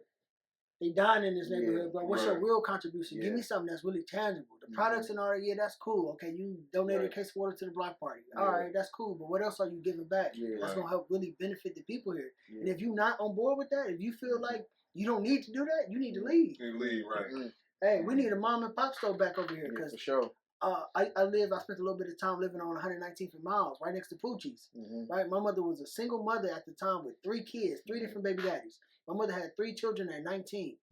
Right, we stand right on 119th and Miles, right next to Poochie's. When I say that this man used to bless my mother, you ain't got it today. Go in here and get what you need, and when you get it, just break me off a little. Come on, right? But can you go do that at one of these? That was a black-owned store. You know what I'm saying? That saw value in the people in the neighborhood and saw them kids and looked at us like his own kids. We going there, we getting free ice cream. Shout out to his son if he's still alive. But my older brother was good friends with his son, his youngest son, and through that friendship, we was able to go in there and get different stuff we needed, and it was never a question asked of how much it costs or I need this or I need that. Now again, that's because it's our people, right? So he's seeing us like this young black boy is no different than my child. Yeah. But again, if those conversations aren't had, that perspective can never be shifted, and we fall victim, not them. Because if somebody can get killed in the store and they back open a few hours later after the blood get cleaned up, and crime scene investigators leave. Real talk. That's good. Real talk, because they're not obligated to mourn. Ain't no emotional investment. Right. Emotional investment. Wow. Yeah, you just a potential customer. Yeah. Hurry up and clean this up so we can get back open and make money. Yeah, nah, bro. That's dope, man. Yeah. That's dope. And like, oh man, these is needed conversations to be had. You know what I'm saying? Because once again, I you know, in the hustle and bustle every day, like you said, we got desensitized about it all. You don't think about these things.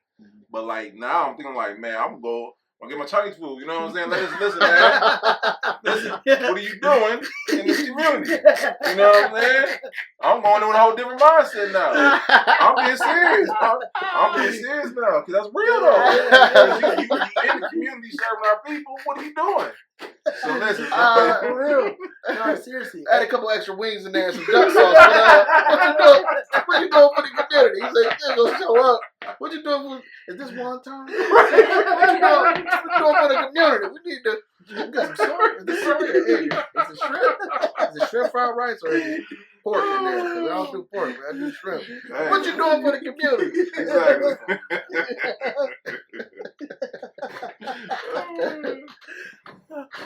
No, but yeah, just, like I said, put that standard though. You know what I'm saying? Now, you know what I'm saying. The viewer watching this is gonna think about it. It's like you said, it's changing the mindset. Absolutely. You know what I'm saying? Absolutely. Yeah, for sure. Brother ain't pulled a hat out, man. What? Not that, man. You been on the street, man. I said, man. Oh, man. I've been waiting, man. Yeah, I think the brother might be clean. Hey. Might be legit. I'm about to say you brother might be legit, man. Can we get conscious crew just for a little bit? See, brother. Listen, I ain't travel all the way. See, brother. Show up. Wow, brother. See, where did you get the name Fahiem from? Brother? Could you tell us the origin by that? Can we talk about the Black Messiah wiping up a mixed queen? Wow. That part. That's what it does. Mixed queen. Wow, brother. Wow. Yeah, but that's why, and I'll speak on that as well, because that was one thing that initially in the onset I was very challenged with from my peers was, okay, your partner is mixed, half white, half black. Oh, really? That was a real issue. Oh, wow. Yeah, absolutely. That was a real issue, especially amongst this grassroots super. I'm talking about the super black Hotep brothers. Oh, Hotep brothers. Listen here, man. Right. How dare you, brother? Right. And then got her in leadership and this and that. Wow. And that's ultimately because I that was my mindset at one point in time, right? But again, it allowed me to shift my perspective. And like Chairman Fred with this Rainbow Coalition, everybody has something to bring to the table. Listen, my enemy may be the brother that looks just like me. Yeah, right? for sure. This person over here may have my best interest in their heart. You know, this person right here may save my life. This person right here may give me resources that's gonna help me grow and develop. And they may not be black. And so that was one thing that I dealt with like a few years back, man. Was people was like, okay, your wife half white and half black, bro. You ain't serious about this. Wow. You know, and again, that just it provided me with a newfound perspective on what is you know, I think about like the abolitionists and the folks that made sacrifices for our ancestors that helped aid them along the way. Yeah, we did a lot on our own. Absolutely. We ain't taking that away from that. Our ancestors freed themselves. But I don't also want to be remiss and not acknowledge the fact that there's people that love black culture. Just like us. So I got some white boys in the program that walked in the door and knew who Malcolm X was, who knew who the Black Panther Party was, and some of my own kids from the neighborhood don't even know who these people are. And so, you're saying that's not in an appropriating way, but more so in an appreciative way. Oh, find value in it, man. I'm talking about when we out here, and I got 2 white boys in the program. One in particular, man, named MJ. When we saying black love, when we was in Pittsburgh or we in Dayton or we in Detroit, he got his fist raised talking about black power. Yeah, you know, man, hold on, bro. You ain't just appropriating our culture. You ain't just looking at our women. You ain't just embracing the Right. music, but you standing with us. Yeah. And then you pushing back against your family that may think a certain way. Yeah. Yeah, that's what we need. Yeah. That's this generation is gonna take it so much further, man. You And that's how we tear down white supremacy. We tear that. We're gonna let their babies tear that down. Right. We're gonna build up what we're building up over here, and we're gonna equip their kids with the education and the knowledge and the love and appreciation for our culture. Y'all go back. Y'all go home and tear that shit down. Yeah, get kicked out the house because you around here talking about black power. I love them. They got bad people, and go ahead and tear that all up. Yeah. Because that's how they've been able to sustain it through the information that they provide their kids, the false narrative. Yeah. Right? 3/5 of a human. It's generational, man. It's generational. Right. Yeah, for sure. These judges, these prosecutors, 3rd, 4th, 5th generation. Yeah, for sure. So let's tear that up, and we start by, again, the same tactics that they use with miseducating our people and putting our people in that frozen state when they would buck break us, right? And that mother would raise that young black baby to be mentally weak but physically strong. Yeah. Let's do a little reverse engineering with their kids as well. That's how we're gonna tear that part down and ensure that it stopped right there. That should stop it with his dad. Yeah. You know. That's real. That's real, man. Yeah, man. Yeah. Okay. Listen, and this is we gotta do part 2. We got to. Right. No, I'm so serious. We don't come to your organization. We don't come down there. We don't see how y'all do, man. So we gonna definitely do a part 2. I would love to host y'all at the at our youth academy, the Cave of Adullam. And the Cave of Adullam, the name is biblical. It's the story of King David. So King Solomon, who was all wise and all knowing, had got a little bug in his ear that King David was up next to be crowned king. This is after David slayed Goliath, right? So now the spotlight shifted on who is this young man that slayed this giant? Who is he? Okay, he was ordained by God, and he's next up. He's a prophet. And so Solomon sent to have David killed. David fled at the time. Regular, a peasant, right? A king at heart, a king in mind, but a peasant in the circumstances. So he flees.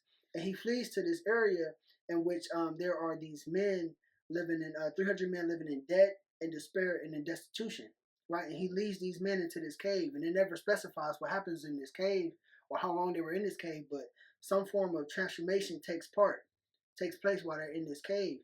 And these men left this cave. These men that entered this cave and in desperation and destitution, left this cave mighty men of valor. So a transformation happened, and it was led by King David through modelship. This transformation happened. And so they exited that cave, mighty men of valor. And that shifted whatever trajectory they was on. Yeah. And so that's really what the cave is. It's a place where transformation occurs. It's a place where these kids are provided with modelship, right? And it's appetizing. It's not distasteful. It's something that they can resonate with, because my story is their story. Their story is my story. Yeah. No, and listen, any way we contribute, listen, they want a podcast, I'm there all day. You know what I'm saying? Absolutely. And be able to utilize whatever skills that they do have and be able to put it on a platform just like this one, and be able to, you know what I'm saying, change that narrative, or share a narrative also. Absolutely. Yeah, no, we there. So listen, we talk about the past, talk about the present, talk about the future, bro. What does the future hold for you as an individual and for organization? Yeah, the future for me as an individual is limitless. Yeah. Okay. Like, you ain't working. Right. Yeah, the future for myself personally is limitless. I love being in a mode to where I can just create, right? And as long as I keep traveling, as long as I keep having these new experiences, I'm always gonna go back to the drawing board and think of a solution. As long as our people are living in despair and hopelessness, I'm always going to put my best foot forward. That's good. And one thing I tell people that I interact with, especially my kids, is that life is not just happening around you, but it's responding to you. Right? So that means you got a certain level of dominion and authority, like righteous indignation. Yeah. You have that. That's innately placed in you from the moment God decided that this is going to be my creation. And so it's about just stepping in that and living on that, and like they say, standing on business and being unapologetic all the way across the board, and not being afraid, right? Being courageous to press the issues, whether it's law enforcement, whether it's dudes that's out here killing kids, or whether it's people snatching kids up, or whether it's the mayor, or whether it's any other politician, or it's about, man, not being afraid to push the limits. That's how we get change. Now, somebody got to be the first to do something. Somebody got to be the one that say, hold on, everybody going left, I don't think that's a good idea. Right? We need to go this route. And being bold and dealing with whatever consequences come. And ultimately trusting God. Yeah. And for, and for the movement, I would say that it's limitless as well, because as we're raising up this next generation of leaders, now listen, some of our kids, folks think I'm a super revolutionary. Listen, man, I got a 12-year-old, I got a 10-year-old, I got some babies, a 3-year-old. I got that's gonna take this so much further. My imagination is not comprehensive enough to understand how far they're gonna take this. Right? Anything that I could think of would do it a disservice, right? Because they're being exposed to things, and the way that they are and the things they have access to, they standing on our shoulders. You know what I'm saying? So that's why people be like, man, is it that serious? Right. Or why are you so upset? Or why are you so angry? You know, man, I got so many people looking at me and holding me to a higher standard. Yeah, I got to. It's not even a choice. It's a matter for me. I have to. That's good. That's good right there. Y'all gonna get shadow banned. I'll let y'all know now. Listen, I ain't worried about that. Listen. And I just know the value from this interview today, man, is gonna reverberate for years to come, man, because it's stuff that needs to be said. And like I said, I feel like minds is being, you know what I'm saying, being changed through this conversation right here. So they'll be all right. For sure. You're gonna get a phone call in the morning.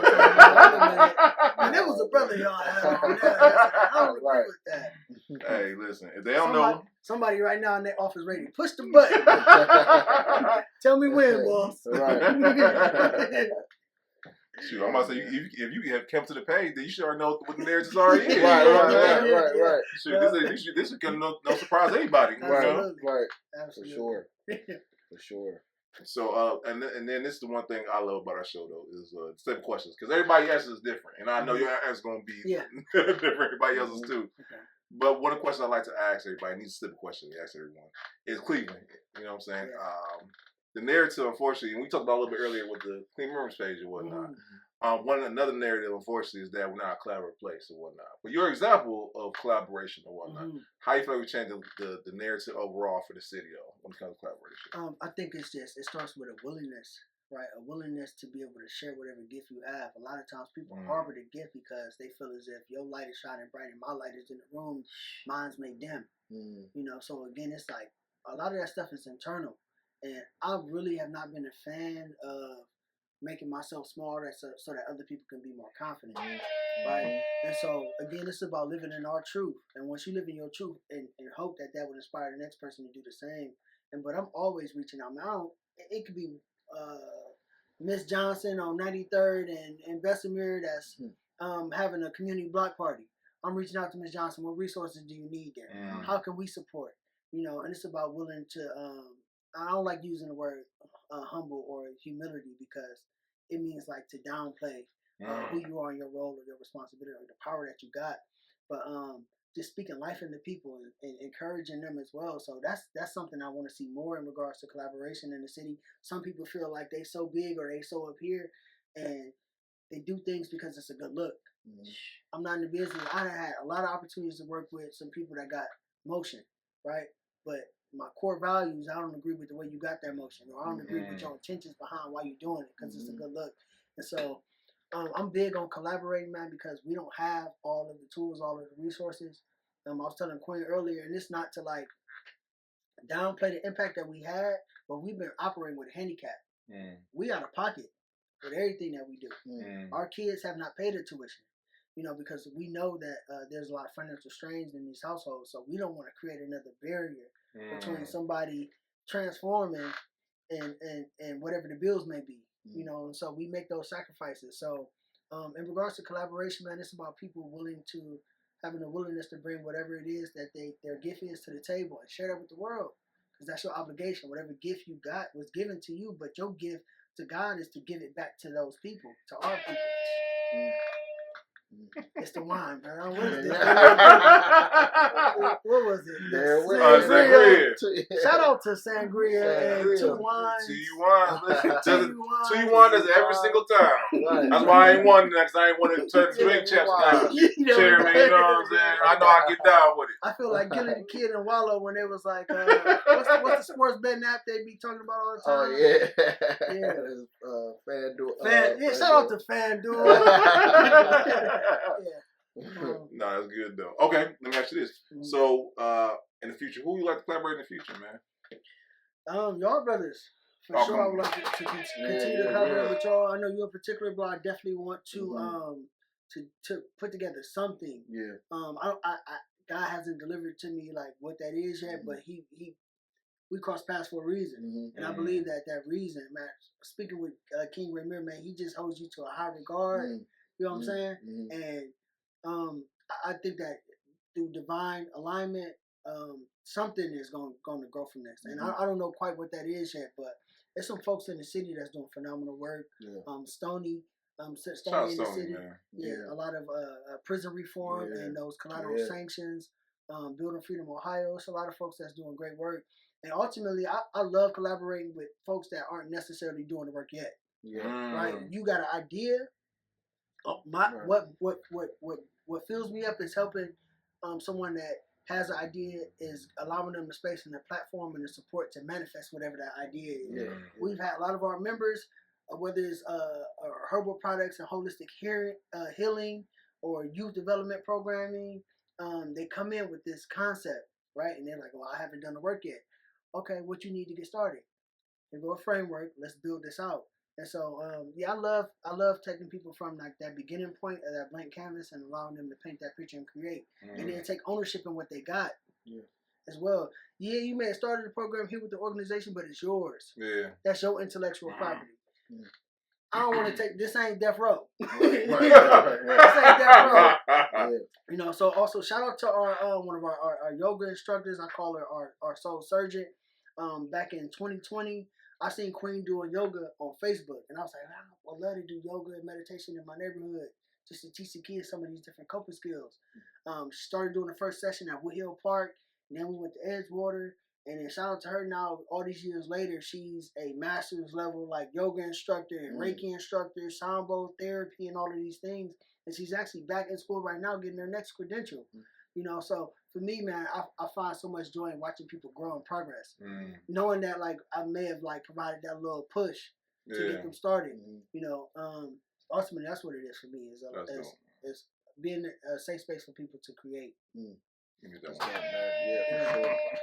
sure. And I feel like this is the most, not one of the most important, but one that I feel like, and this question was inspired by Nipsey Hussle. I watched an interview, and he was talking about all the things he wanted to accomplish. And as we know, man, he accomplished a lot of great things. You know what I'm saying? Even in his death, it's still accomplished. Facts. And that's why I like this question, because like to ask each guest like the legacy we leave behind as an individual, but then they connect to us. So what do you like legacy to be for you, and then for the organization as a whole? My legacy. A lot of people have a solid foundation to stand on which they can say, like, I know who my grandparents were and what their parents did and what they accomplished. For me, growing up, all I had was my mom and my lineage. The knowledge of my lineage never extended past my mom. She lost her mom at age 14. I don't know who my biological father was. I have no connection. My mom moved from Alabama to Cleveland. I have no connection with her family in any way, shape, or form. I just recently did like a 23andMe, just so I can figure out, like, okay, genetically, where do I come from? What was the percentages, brother? Now I know. 83% West African. All of it was African, though. All of it was African, brother? All right. I just wanted to know, brother. What was the 23? You said 83%. What was 23 and me? Well, I just wanted to know, brother. It was mostly West African. It was some Northern African. It was all different parts of Africa. When I say I'm like the blackest black person, I mean like on a genetic level. But yeah, legacy, man, is just about being that cornerstone for my family for generations to come. someone that my children can reflect back on my life, my grandkids, my great grandkids. You know, I don't want to be like a martyr or elect. That's not what I'm pursuing, right? But I just want a solid foundation for my future generations to say, this is the standard that was set. Now we got an obligation to take it further. Like if your dad was a mechanic and he had several businesses and was booming, you almost feel obligated to step into that, whether you want to or not. But it's a lane that was created, or a platform that was created for you to benefit. Very good, brother. I know you said 10 o'clock. You had no that's my bad time. Yes, sir. My bad, are you good? So for me, it's about establishing that, man. And I just want to ultimately like make my future generations who I may never meet, I want them to feel like a sense of entitlement to the work that's been accomplished in this lifetime and to be proud. Yeah. Like I can't lean back and say my grandfather did this or my dad was this. You know, so I am that cornerstone piece in that foundation, and so I take a sense of pride in that. That's good. And as far as the future of the organization, raising up this next generation of leaders, and again, them taking it further. Like my ceiling is their floor.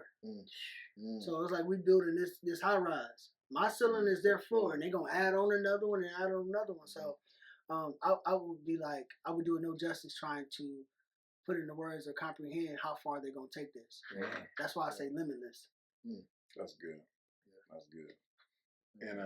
And I feel like this is so I feel like the market any good of any good interview or podcast or whatever it is, there should be takeaways, like a sermon or whatnot.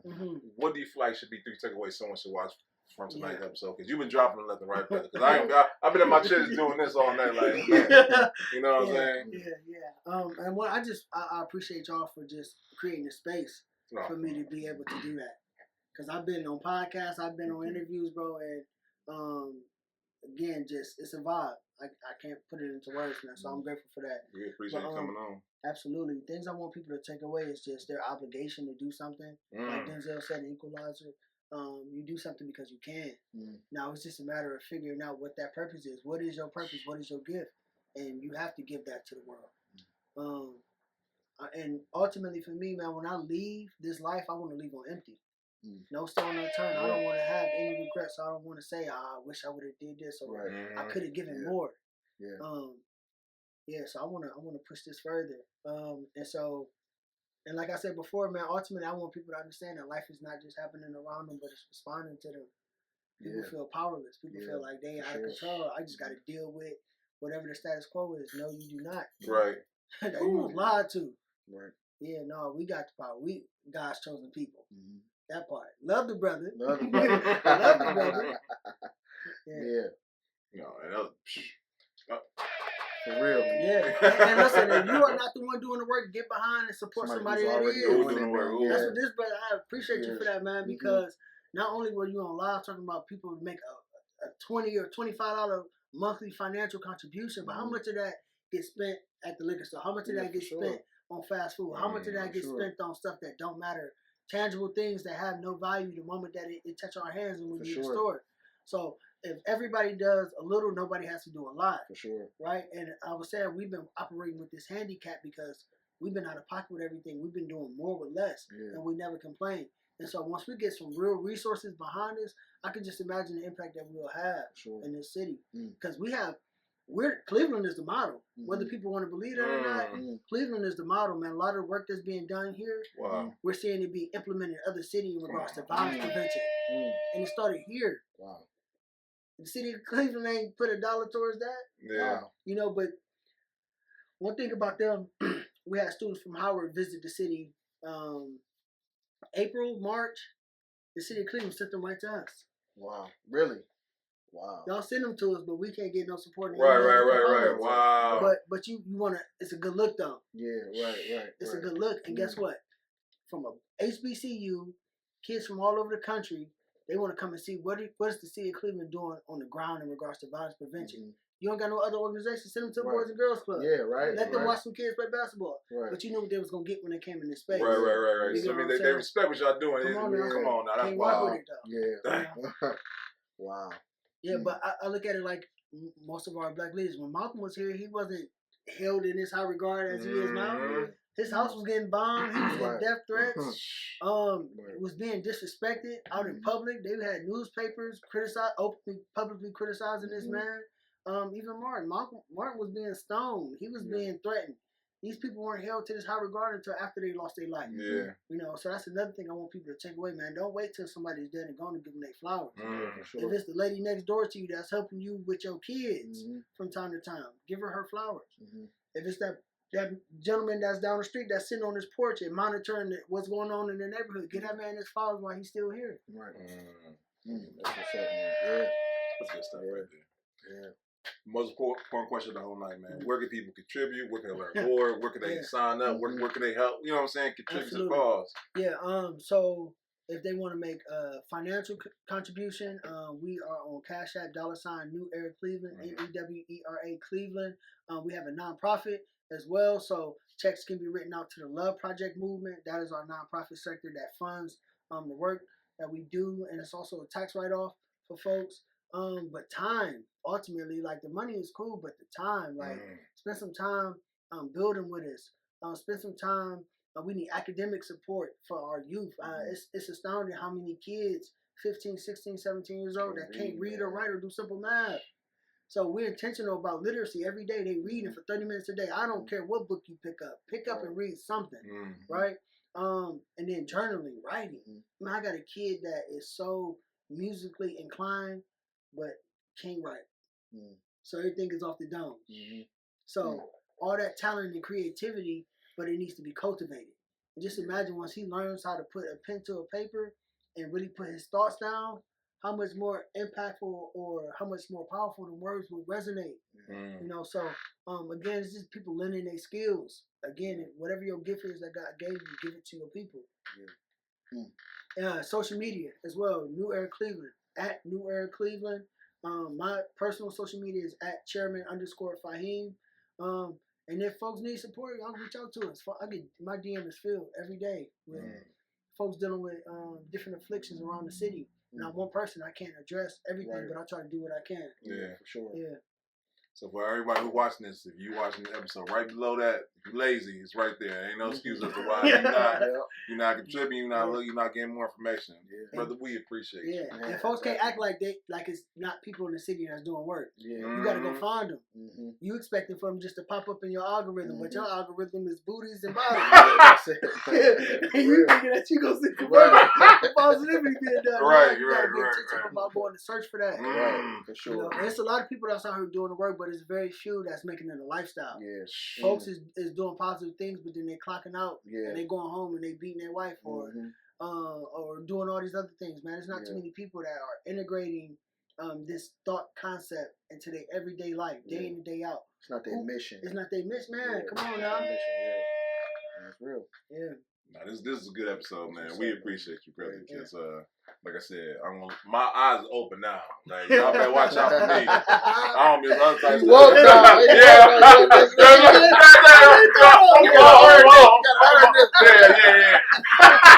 Go part 2. Woke now. He gonna pull it out. Right when you're gonna be like, no.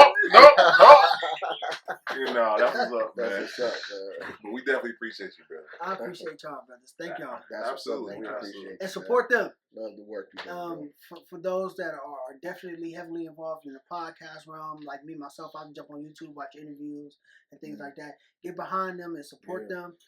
We need more light shined on those that are doing impactful work and that are highlighting the work of others that are doing great things in the city. And so we got an obligation to do that. Facts. Again, it's booties and bottles, but again, you know, my brother, what you watch? Look, booty and bottle. No. You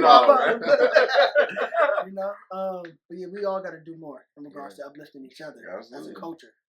Listen, I don't keep encouraging Q to start his own. You know what I'm saying? I be staying. Hey, come on, when it's dropping, brother.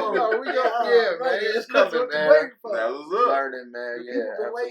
Yeah, they been waiting. No, tell them, man. Tell them. Definitely gonna get with him about that for sure. Yes, sir. All right, hey guys, right quick, we got to pay some bills. So guys, June 22nd, guys, like there's Essence Fest, like there's Grammys or what is Met Gala. We got the Pink and Black Honors here in Cleveland, guys. June 22nd, we will be at Severance Hall to honor the creatives, the innovators, and the entrepreneurs of the city who are doing things that are like you and I. I have actually had the honor of being nominated for Entrepreneur of the Year. So listen, appreciate you. Appreciate you. It's an honor. But I want to see you guys there, to be in the rooms, to be there, to be able to honor people like you, and be in the right room with those who are doing change in the city. So please get your tickets for that event, because they're going real fast. Next up, Launch Arts Media. We will be there June 20th to showcase a great organization that will help you with your production, editing, videography, photography, whatever you need to make your media go to the next level for your business, your brand, or your product. Please go to their showcase in their building, and they're showing you how they can help take your brand to a whole other level. So please meet us there. It's network event / showcase, right? So yes, get your tickets for that also. Next, and then lastly, guys, June 9th, we will be here across the street at the 4 Bistro talking about love entrepreneurship. One of the things that we know entrepreneurship is hard, but we don't talk about how love, how that also was hard also. You put the two together, how it's even harder. So we're going to talk about from a single standpoint, from a relationship standpoint, and then from a marriage standpoint. Like, how do you navigate those two realms together at the same time? We got actual people who are actually have experience in those things. So we got my man Philly Wheaton gonna talk, get his tonight's conversation on one time. So you know what I'm saying, y'all make sure y'all get tickets for that. And then I want to thank the team, guys. If you have noticed, we are here at 2U Wines with the greatest wine in the world. You ask me, Black owned and made here right in the city. So yes, get you some of that. You see the Teal Wall, so y'all know where you at. Next, Bree and Steve. Come on, give me a quick clap for them, man. They make us look good. So shout out to them, man. Absolutely. I know Marquita wasn't here tonight, but hey, my partner in crime. If you're looking to take your business to a whole nother level, if you want to strategize and come with an actual plan to take your business to the next level, hit her up today. She will take your business to the next level, because she stay on my back every day. You know what I'm saying? I ain't get Entrepreneurs of the Year without her help. You know what I'm saying? So I'm gonna give her a flowers while I can. Also, I want to shout out to Michelle. Michelle, you guys will talk about scheduling.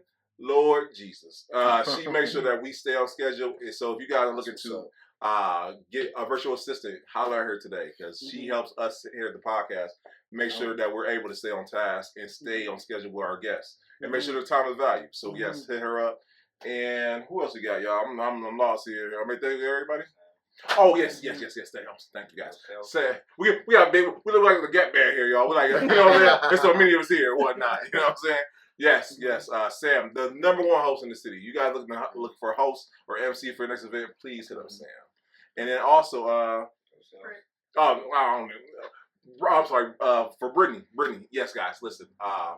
Beauty Be Told, it's another great podcast in the city that talks about finances, relationships, and just her own experience, and letting you know so you can navigate those hurdles also. So check out her podcast. You rock with us, you rock with her, okay? Another great podcast to check out. And I want to thank you. Yes, you the person watching, and you the person listening, because last time we checked, guys, we're at 7.7 million views, and almost right there to come to 16,000 subscribers. And I don't want to say it at the brag, but to show you how good God is, and just show that once again there is a want and need to hear great stories like the Chairman here. You know what I'm saying? And the fact y'all keep showing out every week, every episode is nothing. I never would take that for granted. You know what I'm saying? I know we don't take it for granted at all. So I want to thank you. Okay. So guys, this is episode 222, like the Chairman said. That's alignment. You know what I'm saying? And road to 250, y'all. We on our way there. You know what I'm saying? So we'll see y'all next time. All right. All right. Peace.